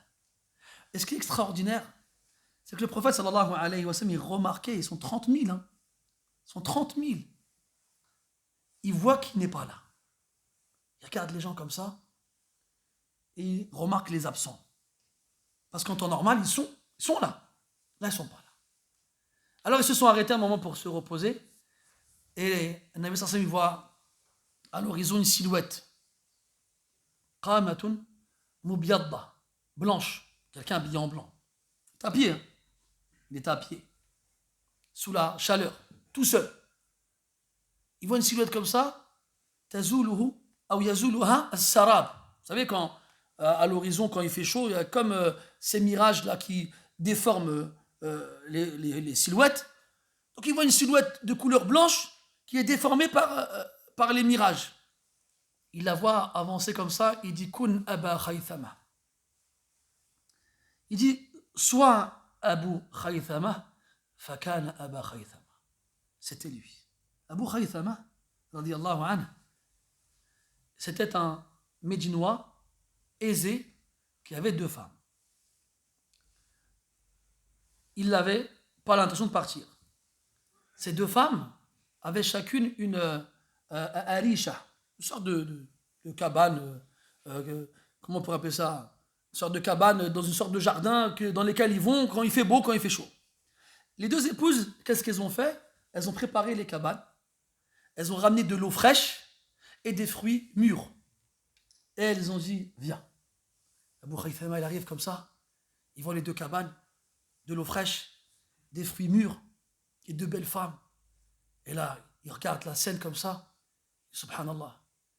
Il dit, Ana fi mithli ma ara. والنبي صلى الله عليه وسلم تحت شمس حارقة والله لن أدخل أريشتكما حتى ألحق برسول الله صلى الله عليه وسلم هيأ لي طعاما وزادا لرحلتي عجيب هذا والله.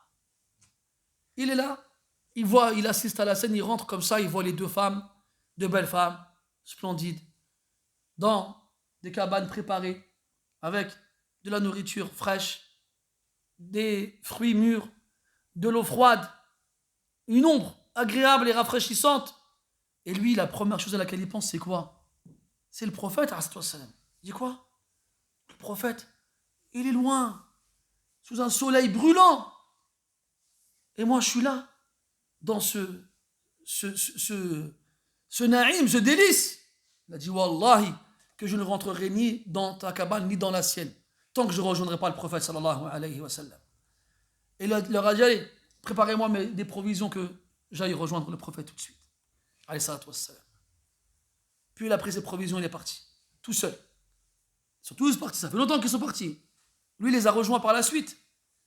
Et alors que le prophète sallallahu alayhi wa sallam, il voit une silhouette à peine perceptible à l'horizon. Kun Aba Khaythama. Soit Abu Khaythama, fakana Aba Khaythama. Et à ce moment-là, il regarde comme ça, il dit, il est où Ka'b ibn Malik? Il est où Ka'b ibn Malik? Et là, il y en a un, il dit quoi? A'jabahu an-nadaru fi burdayh. Il y en a un qui dit du mal de Ka'b ibn Malik. Il a dit, il a été pris par le temps qu'il passe à regarder ses vêtements dans le miroir. Et là, je crois que c'était Mu'ad, c'était Abu Qatada al-Ansari. Il dit, Wallahi, kadhabt. Il a défendu l'honneur de son frère en son absence.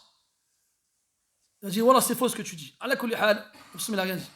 Et on reviendra à Ka'b par la suite, Inch'Allah ta'ala. Ala kulli hal, ils continuent leur chemin jusqu'à arriver à Tabouk. والعجيب أن الروم لما سمعوا بمقدم النبي صلى الله عليه وسلم أدخل الله تعالى الرعب في قلوبهم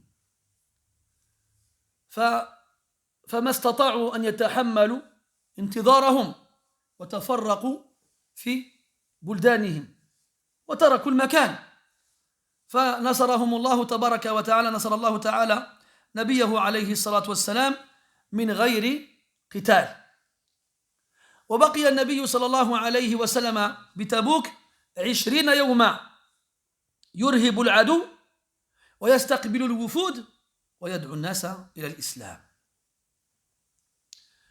وصالح بعض القبائل وبعدما دعاهم إلى الإسلام فأبوا قبلوا أن يعطوا الجزية كل عام.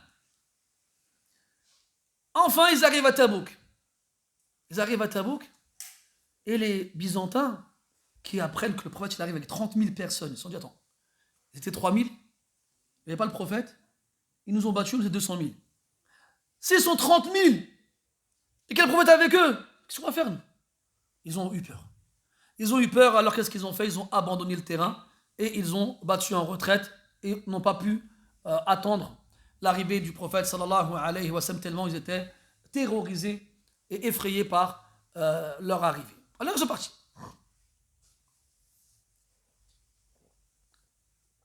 Et Allah Ta'ala donc, a donné la victoire à son prophète et messager sans même qu'il n'y ait eu de bataille.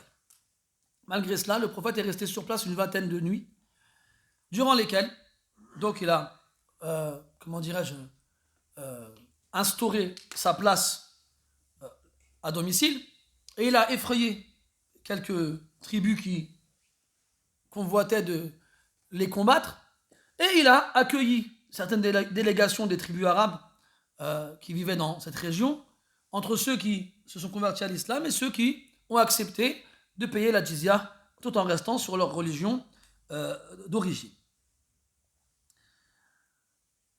وبعد مضي 20 يوما عاد النبي صلى الله عليه وسلم إلى المدينة مع العلم أن مدة سفرهم ذهابا وإيابا استغرقت 30 يوما 15 يوما ذهابا و15 يوما إيابا فتغيب النبي صلى الله عليه وسلم عن المدينة 50 يوما. Puis après cela, le prophète y retourne à Médine, en sachant qu'il est resté donc 20 jours sur place et que la durée du trajet, aller et retour, était de 15 jours. 15 jours aller, 15 jours retour. Donc 30 jours de voyage et 20 jours sur place, ce qui fait que le prophète alayhi salatu wassalam s'est absenté 50 jours. 50 jours. المنافقون قبل أن يغادر النبي صلى الله عليه وسلم بنوا مسجدا وطلبوا من النبي صلى الله عليه وسلم أن يأتيه ليصلي فيه، لكن النبي صلى الله عليه وسلم كان مشغولا بإعداد العدة لسفره إلى تبوك، فاعتذر وقال إنا على سفر وسوف نأتيكم بعد عودتنا إن شاء الله. لكن قبل أن يرجع النبي صلى الله عليه وسلم نزل إليه جبريل عليه السلام بكلام الله سبحانه وتعالى ينهاه فيه أن يقوم النبي صلى الله عليه وسلم في هذا المسجد، وهو مسجد الضرار الذي قال الله تعالى فيه والذين اتخذوا مسجدا ضرارا وكفرا وتفريقا بين المؤمنين وإرصادا لمن حارب الله ورسوله من قبل وليحلفن إن أردنا إلا الحسنى والله يشهد إنهم لكاذبون لا تقم فيه أبدا لمسجد أسس على التقوى من أول يوم أحق أن تقوم فيه رجال يحبون أن يتطهروا والله يحب المطهرين. الآيات. فأمر النبي صلى الله عليه وسلم أصحابه أن يهدموا هذا المسجد وأن يحرقوه ففعلوا. Il y a les hypocrites avant de partir, avant que le prophète ne parte, 50 jours avant, pour Tabouk, avaient construit une mosquée. Ça, c'est important de rappeler ces choses-là. Quand tu lis le Coran, regarde attentivement quand Allah il parle des hypocrites. Allah il nous informe qu'ils prient. Certes, ils prient avec paresse, sans évoquer Allah beaucoup, mais ils prient. وإذا قاموا إلى الصلاة قاموا كسالى. Quand ils se lèvent pour prier, ils le font paresseux. يراؤون الناس. Ils se font voir aux gens. ولا يذكرون الله إلا قليلا. Et ils n'évoquent Allah que très peu. Ils nous informent, Allah Ta'ala, qu'ils donnent leur argent. Même s'ils esquivent au maximum, comme on l'a dit tout à l'heure, quand ils sont contraints, ils le font avec haine. وَلَا يُنْفِقُونَ إِلَّا وَهُمْ كَارِهُونَ. Ils partent avec le prophète, alayhi salatu wassalam, en guerre. Bon, oui, c'est vrai, leur but, c'est de semer la discorde dans les rangs et de dissuader les combattants, mais ils partent quand même. Et là, Allah il nous informe qu'ils construisent même des mosquées. Ils construisent même des mosquées. فالعبرة يا إخواني ليس بالعمل العبرة بالعامل. Il ne faut pas se baser sur les actions accomplies. L'hypocrite, lui, il fait comme les autres. Son but, c'est de ne pas se faire remarquer. Son but, c'est de ne pas se faire démasquer. Et pour y arriver, il va faire comme les croyants sincères. Ils viennent à la mosquée. Et les prières les plus lourdes pour eux sont celles du Fajr et de l'Isha. Mais pas aujourd'hui. C'était avant ça. Aujourd'hui, ils sont là, le Fajr, ils sont là à l'Isha. Je dis, comment ça? Oui, attends, j'arrive. Parce qu'avant, il n'y avait pas de lumière dans les mosquées. À l'Isha, le Fajr, il faisait noir. Tu ne voyais rien. Tu ne voyais rien du tout. Et des fois, le prophète, il lui arrivait de faire Al-Fajr au début de l'heure, Biralas. Et à cette heure-là, tu priais, tu faisais le salam, tu ne voyais pas, il y avait qui à ta droite, tu ne voyais pas, il y a qui à ta gauche. Et pourquoi ces prières-là étaient dures et lourdes pour les hypocrites? Parce que leur but à eux, c'est de se faire voir des autres. Mais là, ils se font voir de personne. Dans les moments les plus difficiles de la journée, le plus tôt et le plus tard. C'est pour ça que les prières étaient les plus lourdes pour eux, ces prières-là. Aujourd'hui, mon frère, ils viennent en chantant dans le chemin. Ils sifflent. Encore mieux. Surtout aujourd'hui où, pour le musulman de la masse, celui qui prie dans la mosquée, c'est un salih, masha'Allah. Tu fais subhanallah la mosquée, masha'Allah. On dirait qu'il a sauvé l'islam, on dirait. C'est normal hein, de faire subhanallah la mosquée, rien de spécial, je vous explique. Ala kulli hal. Donc lui, comme il sait que dans la mentalité générale, prier subhanallah la mosquée, c'est un signe de salah, et qu'en plus de ça, on te voit, regarde, mashallah, la lumière, on dirait, on est en plein jour, là, on dirait. Donc, t'inquiète pas qu'ils sont là. Attention maintenant, tu sais pas quand tu regardes les gens là. Bon, je me demande si c'est hypocrite ou pas. Non. Nous, on pense du bien des musulmans. Et on pense du mal de nous-mêmes. Quand on entend ces choses-là, on va pas te dire, j'étais sûr que lui, ça en était un. Là, tu ne seras pas enterré avec lui, il ne sera pas enterré avec toi. Pense à toi. T'es qui, toi, en fait? Est-ce que dans ta poitrine, il y a un salih, il y a un sadiq, ou bien il y a un munafiq? ولا يعلمن الله الذين آمنوا ولا يعلمن المنافقين. على كل حال, ils ont construit une mosquée. Subhanallah. Ils ont dit au prophète sallam, avant qu'ils partent, viens prier dans notre mosquée. Parce que si les gens viennent, ils vont voir le prêtre prier dans cette mosquée, ils vont y aller aussi. Cette mosquée n'a pas été bâtie pour Allah subhanahu wa ta'ala. C'est Allah qui l'a dit dans le Coran. Cette mosquée, Masjid ad-Dirar, c'était un masjid qui avait pour but de séparer les croyants, qui devait servir comment ça s'appelle, d'observatoire pour les ennemis de l'islam. Comme les hypocrites avertissaient et informaient les ennemis de l'islam de ce que le prophète avait l'intention de faire, et bien là ils avaient un quartier général en plein Médine. Et le prophète alayhi salam s'est excusé en leur disant, écoutez, je suis sur le point de voyager, j'ai pas le temps, quand je reviendrai, Inch'Allah. 50 jours plus tard, alors que le prophète revient à salam, Allah Ta'ala lui envoie Jibril alayhi salam avec les versets sur la Tawbah où il lui interdit de se rendre dans cette mosquée. Cette mosquée-là, c'est une mosquée néfaste, nuisible, nocive, et tout le champ lexical qui va là-dedans. Ça, c'était l'époque du prophète sallallahu alayhi wa sallam. Le prophète, il est vivant, le Coran, il descend, et les hypocrites, ils tentent ce genre de choses. Vous croyez vraiment, vous, des siècles plus tard, que ça va s'arrêter? Vous croyez vraiment, vous, qu'il n'y a plus d'hypocrites? Hudayfa radiyallahu anhu disait, منافق هذا الزمان يعني بذلك بعدما مات النبي صلى الله عليه وسلم أشد من منافق زمان النبي صلى الله عليه وسلم. Hudayfa ibn al-Yaman radiyallahu anhu disait, les hypocrites d'aujourd'hui, après la mort du prophète, sont pires que les hypocrites de l'époque du prophète. Parce que ceux à l'époque du prophète, ils se cachaient. Aujourd'hui, ils se montrent, ils se dévoilent, ils passent à la télé, sur BFM, et d'autres chaînes de ce genre-là. Ah oui, en général, hein, quand ils t'amènent un imam ou un théologien, drib alayhi bi khatayni ahmarayn. Faut être sûr. Hein. Limite, c'est lui qui leur donne des arguments. Oui, les musulmans ci, oui, les musulmans ça. Attendez, vous avez oublié de dire ça aussi. Il n'est pas là pour les défendre, les musulmans, il est là pour les attaquer, lui. Que tu sais, Billah Alek, ils n'ont pas besoin de toi pour attaquer les musulmans, ils n'ont pas besoin de toi. Malénèche. Alors, des mosquées comme ça, c'est pas ça qui manque. Des hypocrites, il y en aura toujours plus. D'ailleurs, il rapporte que Hudayfa, un jour, il passe à côté d'un homme qui faisait dua après la prière. ومن دعائه قال اللهم أهلك جميع المنافقين. Il dit, ya Allah, anéantis tous les hypocrites.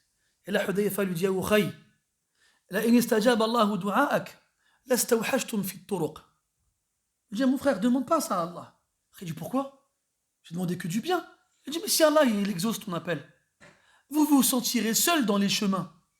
Il n'y aura plus personne. Un autre, il disait, il viendra une époque où si quelqu'un y jetait une flèche dans une mosquée, elle tomberait forcément sur un hypocrite. T'imagines, toi? C'est pas moi. Hein. Ça va me regarder bizarrement là tout à l'heure. Moi, j'ai rien dit. Que je répète. Et nous, on est là en train de se complaire les uns les autres. Masha'Allah, akhi, anta atyabun nas, wa anta atqan nas, wa anta a'lamun nas, wa anta abadun nas, wa anta azhadun nas, wa anta. Comme si les hypocrites, il n'y en avait plus. Ils sont tous morts. Là, il n'y en a pas, il n'y en a jamais eu autant. Jamais. Et ça, c'est une qaïda al-ma'roufa. Que quand l'islam, quand les musulmans, ils sont forts, les hypocrites, ils se cachent. Ils ne se font pas remarquer. Et quand les musulmans, ils sont faibles, les hypocrites, ils sortent. Ils prennent la parole. Et ils se mettent en avant. Et je pense comme moi que vous savez dans quelle situation nous nous trouvons. Ala kulli hal. Donc, Allah Ta'ala, il a ordonné au prophète, il lui a interdit de s'y rendre dans cette mosquée. Et quand ils sont arrivés à Médine, Le prophète a envoyé des compagnons à lui pour cette mosquée pour qu'elle soit détruite et brûlée. Détruite et brûlée. La taqum fihi abada. Ne t'y rends jamais. Tu dis pas non, c'est une mosquée, ma'alesh. C'est pas grave. Comme beaucoup de gens disent aujourd'hui. C'est pas grave, c'est une mosquée. Non, c'est pas grave. Si, c'est grave. Si. Si le Rasoul il a ordonné à ce qu'elle soit détruite et brûlée, c'est pas pour rien. Après, ne te proclame pas super-héros des temps modernes. Hein. Calme-toi. Tu vas pas toi-même juger, dire attends, de quelle mosquée il parlait, je crois qu'il parlait de telle mosquée, attends, je vais là-bas, il va voir. Ils vont voir. Non, tu fais rien du tout. D'accord أصلح نفسك وأقاربك ومن بدارك وسوف يصلح الله تعالى من بجوارك. D'abord, occupe-toi de toi, de ta famille, de ta maison, et Allah Ta'ala s'occupera des gens autour de toi. Amen, les gens qui s'autoproclament justiciers et défenseurs, ou je sais pas, on vous a rien demandé. Je le dis, je le répète, on vous a rien demandé. Ces gens-là qui se réveillent un matin avec une hache, un pistolet, un tournevis et qui vont tuer les gens au hasard dans la rue, on vous a rien demandé. C'est pas la peine. Vous serviez à rien avant de faire ça, et en faisant des choses comme ça, vous ne nous avez pas aidé, bien au contraire. Restez chez vous, continuez à jouer à la console, continuez à fumer des chichas. Quand on regarde les gens qui font des choses de ce genre-là, je ne dis pas tous, mais beaucoup ils ont des CV bizarres. Alors quand t'entends, toi t'es là, malheureusement c'est ça qui se passe. Ce genre de personnes-là, qu'est-ce qu'ils font? Ils sont chez eux, ils ne vont pas dans les mosquées ces gens-là. Ils ne vont pas voir les imams. Ils ne font pas confiance aux mosquées ni aux imams. Alors ils se disent, moi je me débrouille tout seul. Il va chez lui, et entre un épisode de sa série préférée ou une émission de télé-réalité, il regarde un dars de quelqu'un dans une grotte au fin fond de je ne sais pas quel bled. Qui dit des choses extraordinaires, qui vont le convaincre, et du jour au lendemain, il va troquer son joint pour une hache et tuer la première vieille dame qui trouve dans la route. C'est du din, ça. Est-ce que c'est du din, ça? C'est du fasad, c'est rien d'autre que du fasad, ça. Ça n'a pas d'autre nom que du fasad. Comme Allah dit dans le Coran subhanahu wa ta'ala, وَمِنَ النَّاسِ وَإِذَا قِيلَ لَهُمْ لَا تُفْسِدُوا فِي الْأَرْضِ قَالُوا إِنَّمَا نَحْنُ مُصْلِحُونَ أَلَا إِنَّهُمْ هُمُ الْمُفْسِدُونَ وَلَكِنْ لَا يَشْعُرُونَ. Comme Allah l'a dit subhanahu wa ta'ala, alors, quand on leur dit ne semez pas le désordre sur terre, nous sommes réformateurs, c'est nous qui améliorons les choses. Allah dit, ce sont eux les semeurs de troubles et de désordre, mais ils ne le savent même pas. Il a cru qu'il allait sauver l'islam et les musulmans, il a fait que leur faire encore plus de problèmes. T'as rien demandé, hein. On t'a rien demandé. C'est pas toi qu'Allah il va choisir pour sauver l'islam et les musulmans, c'est pas toi. Bref. Je sais même plus de quoi je... Faut que tu rigoles. Non mais c'est énervant, wallah. Quand toi t'es là, t'es chez toi, tes enfants, femme, tes enfants, tu penses que c'est une journée classique qui va passer, après tu reçois un message, t'es au courant? Je dis, oh là là, qu'est-ce qui se passe encore? Regarde la télé, regarde. Après, tu regardes, tu vois des sirènes, tu vois des ambulances, des voitures de police, tu vois des militaires. Qu'est-ce qui s'est passé? Quelqu'un est rentré dans un bureau en criant Allah Akbar, il a tiré sur tout le monde. Encore. Et après, ça ferme des mosquées. Et après, ça ferme des écoles. Et après, toi, t'es là dans la rue, t'as une barbe, tu mets ton col roulé, tu mets ta capuche, tu rases les murs, les femmes en hijab, elles sont agressées dans la rue. Tout ça pour ça? Blèche, wallah, blèche. Pourquoi? Qu'est-ce que tu as fait de bien là? Tu as fait quoi de bien? Où il est le bien? Trouve-moi un infime pourcentage de bien dans cette action. Trouve-moi un seul. Il n'y en a pas. Il n'y a rien de bien là-dedans. Absolument rien. Quand Abu Basir, il a tué un des deux Quraysh qui devait le ramener à la Mecque, alors que le prophète était en traité avec Quraysh, il lui a dit bravo, c'est bien? Ou bien il lui a reproché cette action qu'il a pris de sa propre initiative, il lui a reproché. Toi, tu viens, tu es en 2021 ou 2020, je ne sais pas quelle année, tout seul en France, tu dis, moi-même, je vais prendre des initiatives tout seul. Des choses que peut-être Abu Bakr et Omar, pour décider dans ces actions-là, ils auraient réuni tous les gens de Badr, 300 personnes. Toi, tu es là, tu ne sais même pas lire la Fatiha correctement, tu dis, je vais tuer des gens, main. Ah, reste tranquille, va lire la Fatiha, va. Tue personne, mon frère. On n'a pas besoin de toi pour sauver l'islam, on n'a pas besoin de toi. Wa inna lillahi wa inna ilayhi raji'un. Wallahi, que nous on est là en train de se dire ouais les hypocrites ou bien les ci, les ça, mais c'est Tawa'na qui nous ont mis dans les problèmes. C'est les nôtres. وحسبنا الله ونعم الوكيل. طيب. Donc ils ont détruit la mosquée des hypocrites. Toi, tu ne détruis rien. D'accord? Hein? Voilà, tu détruis rien, construis. Détruire, c'est facile. Le prophète, il détruit parce qu'il a construit. Il a construit une umma. Il a construit des hommes. Toi, tu détruis et après, qu'est-ce qui va se passer après des destructions? Mais il n'y aura rien. Parce que tu n'as rien construit. Tu n'as rien construit du tout. يبني الرجال وغيره يبني القرى شتان بين قرى ورجال. النبي, il a construit des hommes. Il a bâti comment dirais-je, des successeurs qui ont porté le flambeau jusqu'à ce que nous, aujourd'hui, 15 siècles plus tard, on cite leurs exploits avec admiration. Toi, Billah Alik, t'as fait quoi, toi? T'es sorti dans la rue avec ton tournevis, t'as tué une vieille dame, super, t'es un héros, t'as sauvé l'islam, toi. Subhanallah. C'est pas ça qu'on attend de ce genre de personnes. Certainement pas. Oui, le prophète revient à Médine, il est heureux, il est content de revoir Médine, après qu'Allah lui ait donné la victoire, et en voyant les premières habitations à l'horizon, il dit Hadihi Taba, un des noms de Médine, Taba, Tabat, elle est pure, elle est bonne. Et il voit la montagne de Uhud, il dit Wa hada Uhudun jabalun yuhibbuna wa nuhibbuh. Et voici la montagne de Uhud, une montagne que nous aimons et qui nous aime. Puis ils arrivent à Médine. Et là, les hypocrites, ils arrivent. وَجَاءَ الْمُعَذِّرُونَ مِنَ الْأَعْرَابِ. Ils viennent s'excuser. والنبي صلى الله عليه وسلم يقبل عذرهم ويكل سرائرهم إلى الله. Et là, le prophète, il accepte leurs excuses et il les laisse à Allah subhanahu wa ta'ala. S'il monte, Allah il le sait. Mais l'hypocrite, lui, qu'est-ce qu'il croit? Il croit qu'il trompe. Il croit qu'il arrive à les tromper. يخادعون الله والذين آمنوا إن المنافقين يخادعون الله وهو خادعهم. Hein? C'est ça qu'il pense. Il pense être plus malin, il pense être plus rusé, il pense tromper et trahir sans se faire remarquer. Alors ils viennent, oui, j'avais tel problème, telle excuse, d'accord, et ils laissent partir. Puis, là, il y a Ka'b ibn Malik, Hilal ibn Umayya et Mararat ibn Rabi' qui arrivent. 3 compagnons vertueux et pieux qui ne sont pas partis avec le prophète sallallahu alayhi wa sallam. Vous vous souvenez? Ma fa'ala Ka'b. Quand Rasul il avait Abu Khaythama arrivé, il a dit Ka'b il est où? Et Ka'b radiyallahu anhu, il faisait partie des musulmans qui ont fait bay'atu al-Aqaba. Vous savez que les premiers musulmans de Médine qui ont prêté allégeance au prophète avant qu'il fasse la hijra, il était là la deuxième fois, Ka'b ibn Malik.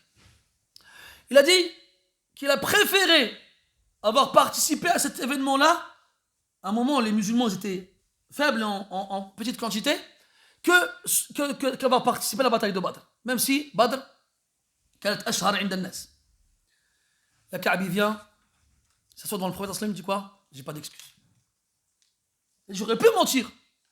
J'aurais pu trafiquer une excuse. Et il disait وَقَدْ أُوتِيتُ جَدَالًا. Et je savais parler. Moi, je sais m'exprimer. J'avais voulu, j'aurais dit, voilà, j'ai pas pu parce que c'est parce que ça. Mais ça sert à quoi? Je vais mentir au prophète. Il ne va pas rester longtemps avant qu'Allah il révèle au prophète du Coran qui me démasquera auprès des gens. Alors il a été franc. Il a été sincère. Je n'ai pas d'excuse. Rasulullah sallallahu alayhi wa sallam, il a dit, Amma hada, faqad sadaq. Il a dit lui, il a dit la vérité. Il est sincère quand il vient dire qu'il n'a pas d'excuse. Il a dit, idhab, hatta yaqdi Allahu fik. Va jusqu'à ce qu'Allah Ta'ala il juge, il te juge, il descende son jugement te concernant. Et là, il y a la même chose à Hilal et à Marara. Puis, quelques temps après, le prophète sallallahu alayhi wa sallam a ordonné à tous les musulmans de Médine de les boycotter. Il leur a interdit de leur adresser la parole. Tous sans exception. Marara et Hilal ne sortaient plus de chez eux. Ka'b, c'était le plus jeune des 3. Il sortait, il continuait à aller à la mosquée, il continuait à aller au marché. Et personne ne lui parlait, personne ne lui saluait. Même lui, quand il les saluait, il ne lui répondait pas. Il allait faire la prière à la mosquée et il s'approchait du prophète pour le saluer. Il attendait qu'il finisse la prière, puis il le saluait et il observait ses lèvres pour voir s'il lui répondait ou pas. Il allait au marché et c'est comme s'il était invisible. un fantôme que personne ne voyait, que personne n'entendait, que personne ne remarquait. Il va voir son cousin Abu Qatada al-Ansari radiyallahu anhu, qui était son meilleur ami. Alors il escalade le mur de sa maison, il l'appelle. Et il le voit dans son jardin. Assalamu alaykum. Et là, Abu Qatada ne lui répond pas. Il lui répond pas. Il lui répète une deuxième fois, Abu Qatada ne lui répond pas. Une troisième fois, Abu Qatada ne lui répond pas. Après, il lui dit, Wallahi, laqad alimta anni uhibbu Allah wa rasulah. Ka'b dit à Abu Qatada, tu sais très bien que j'aime Allah et son messager. Et là, Abu Qatada dit quoi? Allah wa rasuluhu a'lam. Allah et son messager savent mieux. Ils savent mieux. Et là, ça y est, Ka'b, ça l'a anéanti. Son meilleur ami, son cousin, qui lui dit ça, ça y est, c'était insupportable. Alors il retourne chez lui. 40 jours plus tard, le prophète, il envoie un compagnon chez chacun des trois, Ka'b, Marara et Hilal, et il leur ordonne à leurs femmes de quitter leur maison. Il leur ordonne de quitter leur maison. Les deux femmes de Hilal et de Umayya viennent voir le prophète, elles lui demandent une permission de rester avec eux, parce qu'ils sont âgés et qu'il n'y a personne pour s'occuper d'eux. Il leur dit, d'accord, à une condition, pas de rapport intime. Elle dit, quel rapport intime? Ça fait 40 jours qu'ils passent leur temps à pleurer. On n'existe plus, nous. 40 jours qu'ils passent leur temps à pleurer. Ka'b, il était jeune, il sort. Il va voir celui que le prophète l'a envoyé. Il dit, est-ce que je dois la répudier? Est-ce que je dois la divorcer? Il dit, non, tu ne la divorces pas. Elle retourne juste chez ses parents, temporairement. Et là, les 10 dernières nuits étaient les plus difficiles. Et Ka'b n'allait plus à la mosquée. Et le dernier jour, à l'heure de l'Fajr, alors que Ka'b était sur le toit de sa maison, à attendre l'heure de la prière, il entend Abshir ya Ka'b. Il entend Abshir ya Ka'b. Quelqu'un criait Abshir ya Ka'b. Ce qui est extraordinaire, c'est que quand le verset a été révélé, les Sahaba ils se sont précipités pour être le premier à lui annoncer la bonne nouvelle. Et quand le premier il est arrivé et il a annoncé la bonne nouvelle à Ka'b, il était tellement content qu'il voulait lui offrir quelque chose. Tout ce qu'il a trouvé c'était son qamis. Alors il a enlevé son qamis, il lui dit tiens, tellement il était heureux de la bonne nouvelle. Puis il est parti en emprunter un pour pouvoir sortir. Il prend un qamis et il se rend à la mosquée et là, tous les musulmans, ils sont là en train de le féliciter, de lui serrer la main. Abshir bi khayri yawmin tala'at ash-shamsu fihi alayk. Il lui annonce la bonne nouvelle du meilleur jour dans lequel le soleil s'est levé pour lui. Et là, il arrive dans la mosquée et il voit le prophète en train de sourire. Un visage qui resplendit de lumière quand le prophète sourit. Et là, Talha ibn Ubaydillah qui se lève. Le seul muhajir qui s'est levé et qui a salué Ka'b et qui l'a félicité. Il a dit celle-là, je ne l'oublierai jamais de la part de Talha.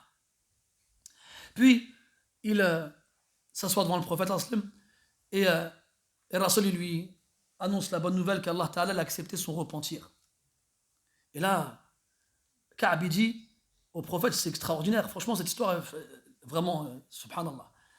Il dit, je vais donner tous mes biens en sadaqa, shukran lillah. Tout ce que je possède, je le donne en sadaqa pour remercier Allah d'avoir accepté mon repentir. Mais qui va faire ça, billah alaykum? Qui va faire un péché et pleurer chez lui tous les jours? Qui va donner tout son argent en aumône pour remercier Allah de lui avoir pardonné? Qui va faire des choses pareilles? Dites-moi qui. Rasul lui dit non, garde-en pour toi et ta famille et ne donne pas tout. Puis après, Ka'b dit, Ya Rasulallah, ce qui m'a sauvé dans cette histoire, c'est ma véracité. Anjani Allahu bis-sidq. Fa wallahi lan aqula ghayra as-sidqi ma hayit. Je prends Allah à témoin que jamais plus de ma vie, que toute ma vie durant, jusqu'à ce que je meure, je ne dirai que la vérité. Tu peux faire cette promesse, toi? Est-ce que tu peux jurer tout de suite, Ya Allah, je te promets que jusqu'à ma mort, je ne mentirai pas?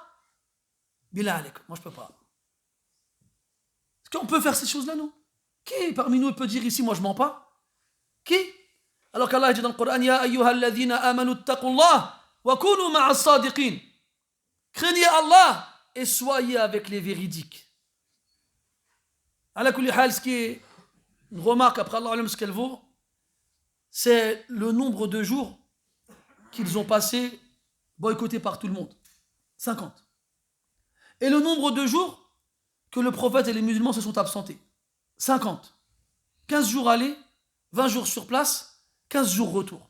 C'est comme si la punition était équivalente en durée au temps qu'ils ont manqué en s'absentant. Mes frères, il y en a, ils se réveillent, ils ont 40 ans, 50 ans. Un jour, ils se disent quoi? Allez, vas-y, je vais aller à la mosquée. Pendant 20 ans, ils étaient dans les bars. Pendant 20 ans, ils étaient dans les boîtes. Pendant 20 ans, ils étaient dans le haram. Et un jour, il se réveille, machallah, il va à la mosquée. Et combien de temps tu devrais, toi, passer pour te repentir? Combien? Lui, il passe du bar à la mosquée en un claquement de doigts. Il arrive à la mosquée, c'est un jabbar. Il arrive à la mosquée, c'est un jabbar, c'est un tyran. Wallah, tu devrais raser les murs. Il y a des gens ici, ils n'ont jamais mis leur pied dans un café. Il y a des gens ici, ils n'ont jamais mis leur pied dans un bar. Il y a des gens ici, ils étaient des enfants. Ils étaient déjà à la mosquée. Toi, des 20-30 ans à faire le haram. Et tu te réveilles quand tes cheveux sont blancs, tu viens à la mosquée et tu fais le tyran en plus. Et tu parles. T'as pas honte. Ma tahchemch. Ib alaykoum wallah, ib. Il y a des gens ici, leurs cheveux sont devenus blancs à la mosquée.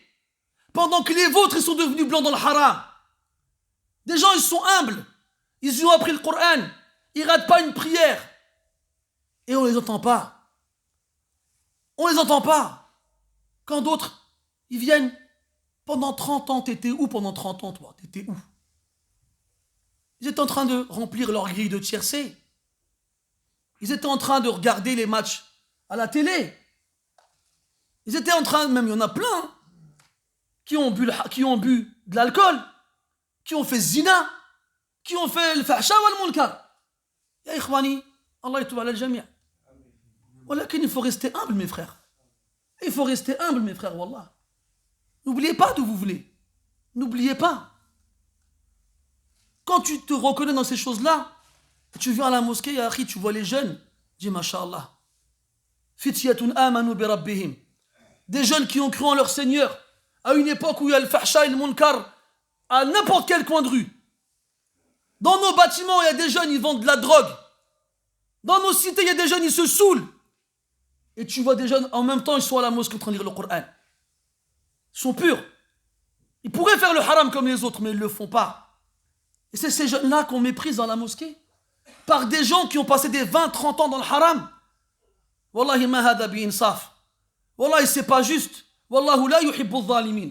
Et Allah il n'aime pas les injustes. Et s'il y a un péché pour lequel Allah il punit rapidement fit dunya, c'est bien le zulm. C'est bien le zulm. Wallahi que ces jeunes-là qui adorent Allah dans l'époque de leur jeunesse, awliya'ullah. C'est des gens, c'est des alliés d'Allah subhanahu wa ta'ala. Et Allah il nous ordonne de prendre ses alliés comme alliés. Innama waliyukumullah wa rasuluhu walladhina amanu alladhina yuqimuna as-salah wa yu'tuna az-zakah wa hum raki'un. Toi tu les vois, tu les méprises. Qu'est-ce qu'il fait à la mosquée lui? Pourquoi il rentre pas chez lui? Allez va chercher du travail, va. T'étais où toi à son âge? T'étais où toi? T'étais à la mosquée? Tu faisais la prière? Tu lisais le Coran? Tu faisais le ramadan? Tu faisais rien? Et là, tu viens à 70 ans, tu veux imposer ta tyrannie dans la mosquée? Tu t'es trompé d'endroit, mon frère. Tu t'es trompé d'endroit. Wa inna lillahi wa inna ilayhi raji'un. 50 nuits, ils ont été punis pour 50 nuits. Rappelez-vous de ça. Et regardez le résultat. Allah a accepté leur repentir. Et ils ont voulu remercier Allah pour cet énorme don qu'il leur a fait. Toi qui te dis que ton repentir, il a accepté qui? Khiyarukum man tala umruh wa hasuna amaluh. Et wallah, les meilleurs d'entre vous, ce sont ceux, plus ils vieillissent, plus leurs actions elles sont bonnes. Il y en a, ils devraient, t'es vieux, dans 5 ans, 10 ans, tu vas mourir. T'es toujours en colère, t'as toujours les sourcils comme ça, tu t'énerves avec tout le monde, tu dis jamais du bien, tu t'assois pas avec les gens, tu souris pas. Allège, Nekshi, pourquoi tout ce mal, pourquoi toute cette rancœur, pourquoi toute cette rancune, allège? Pourquoi? Tu devrais être doux, tu devrais être gentil, tu devrais être content de voir les jeunes à la mosquée. C'est bizarre ça quand même. أم تحسدون الناس على ما آتاهم الله من فضله. C'est de la jalousie, ça. Parce que toi, à leur âge, tu n'étais pas ici. Alors tu as la haine de les voir, toi, ici, alors que toi, tu n'étais pas là quand tu avais leur âge. Taqullah, ya ikhwani. Taqullah. Allah, il sait ce qu'il y a dans vos cœurs. Il sait ce qui tourne dans vos têtes. Et Allah, il nous jugera tous. Et Allah, il récompensera le bienfaisant et il punira le malfaisant s'il ne se repent pas. توبوا إلى الله جميعا أيها المؤمنون لعلكم تفلحون. سبحانك اللهم وبحمدك أشهد أن لا إله إلا أنت نستغفرك ونتوب إليك وصلى الله على نبينا محمد وعلى آله وأصحابه أجمعين والحمد لله رب العالمين وبارك الله فيكم.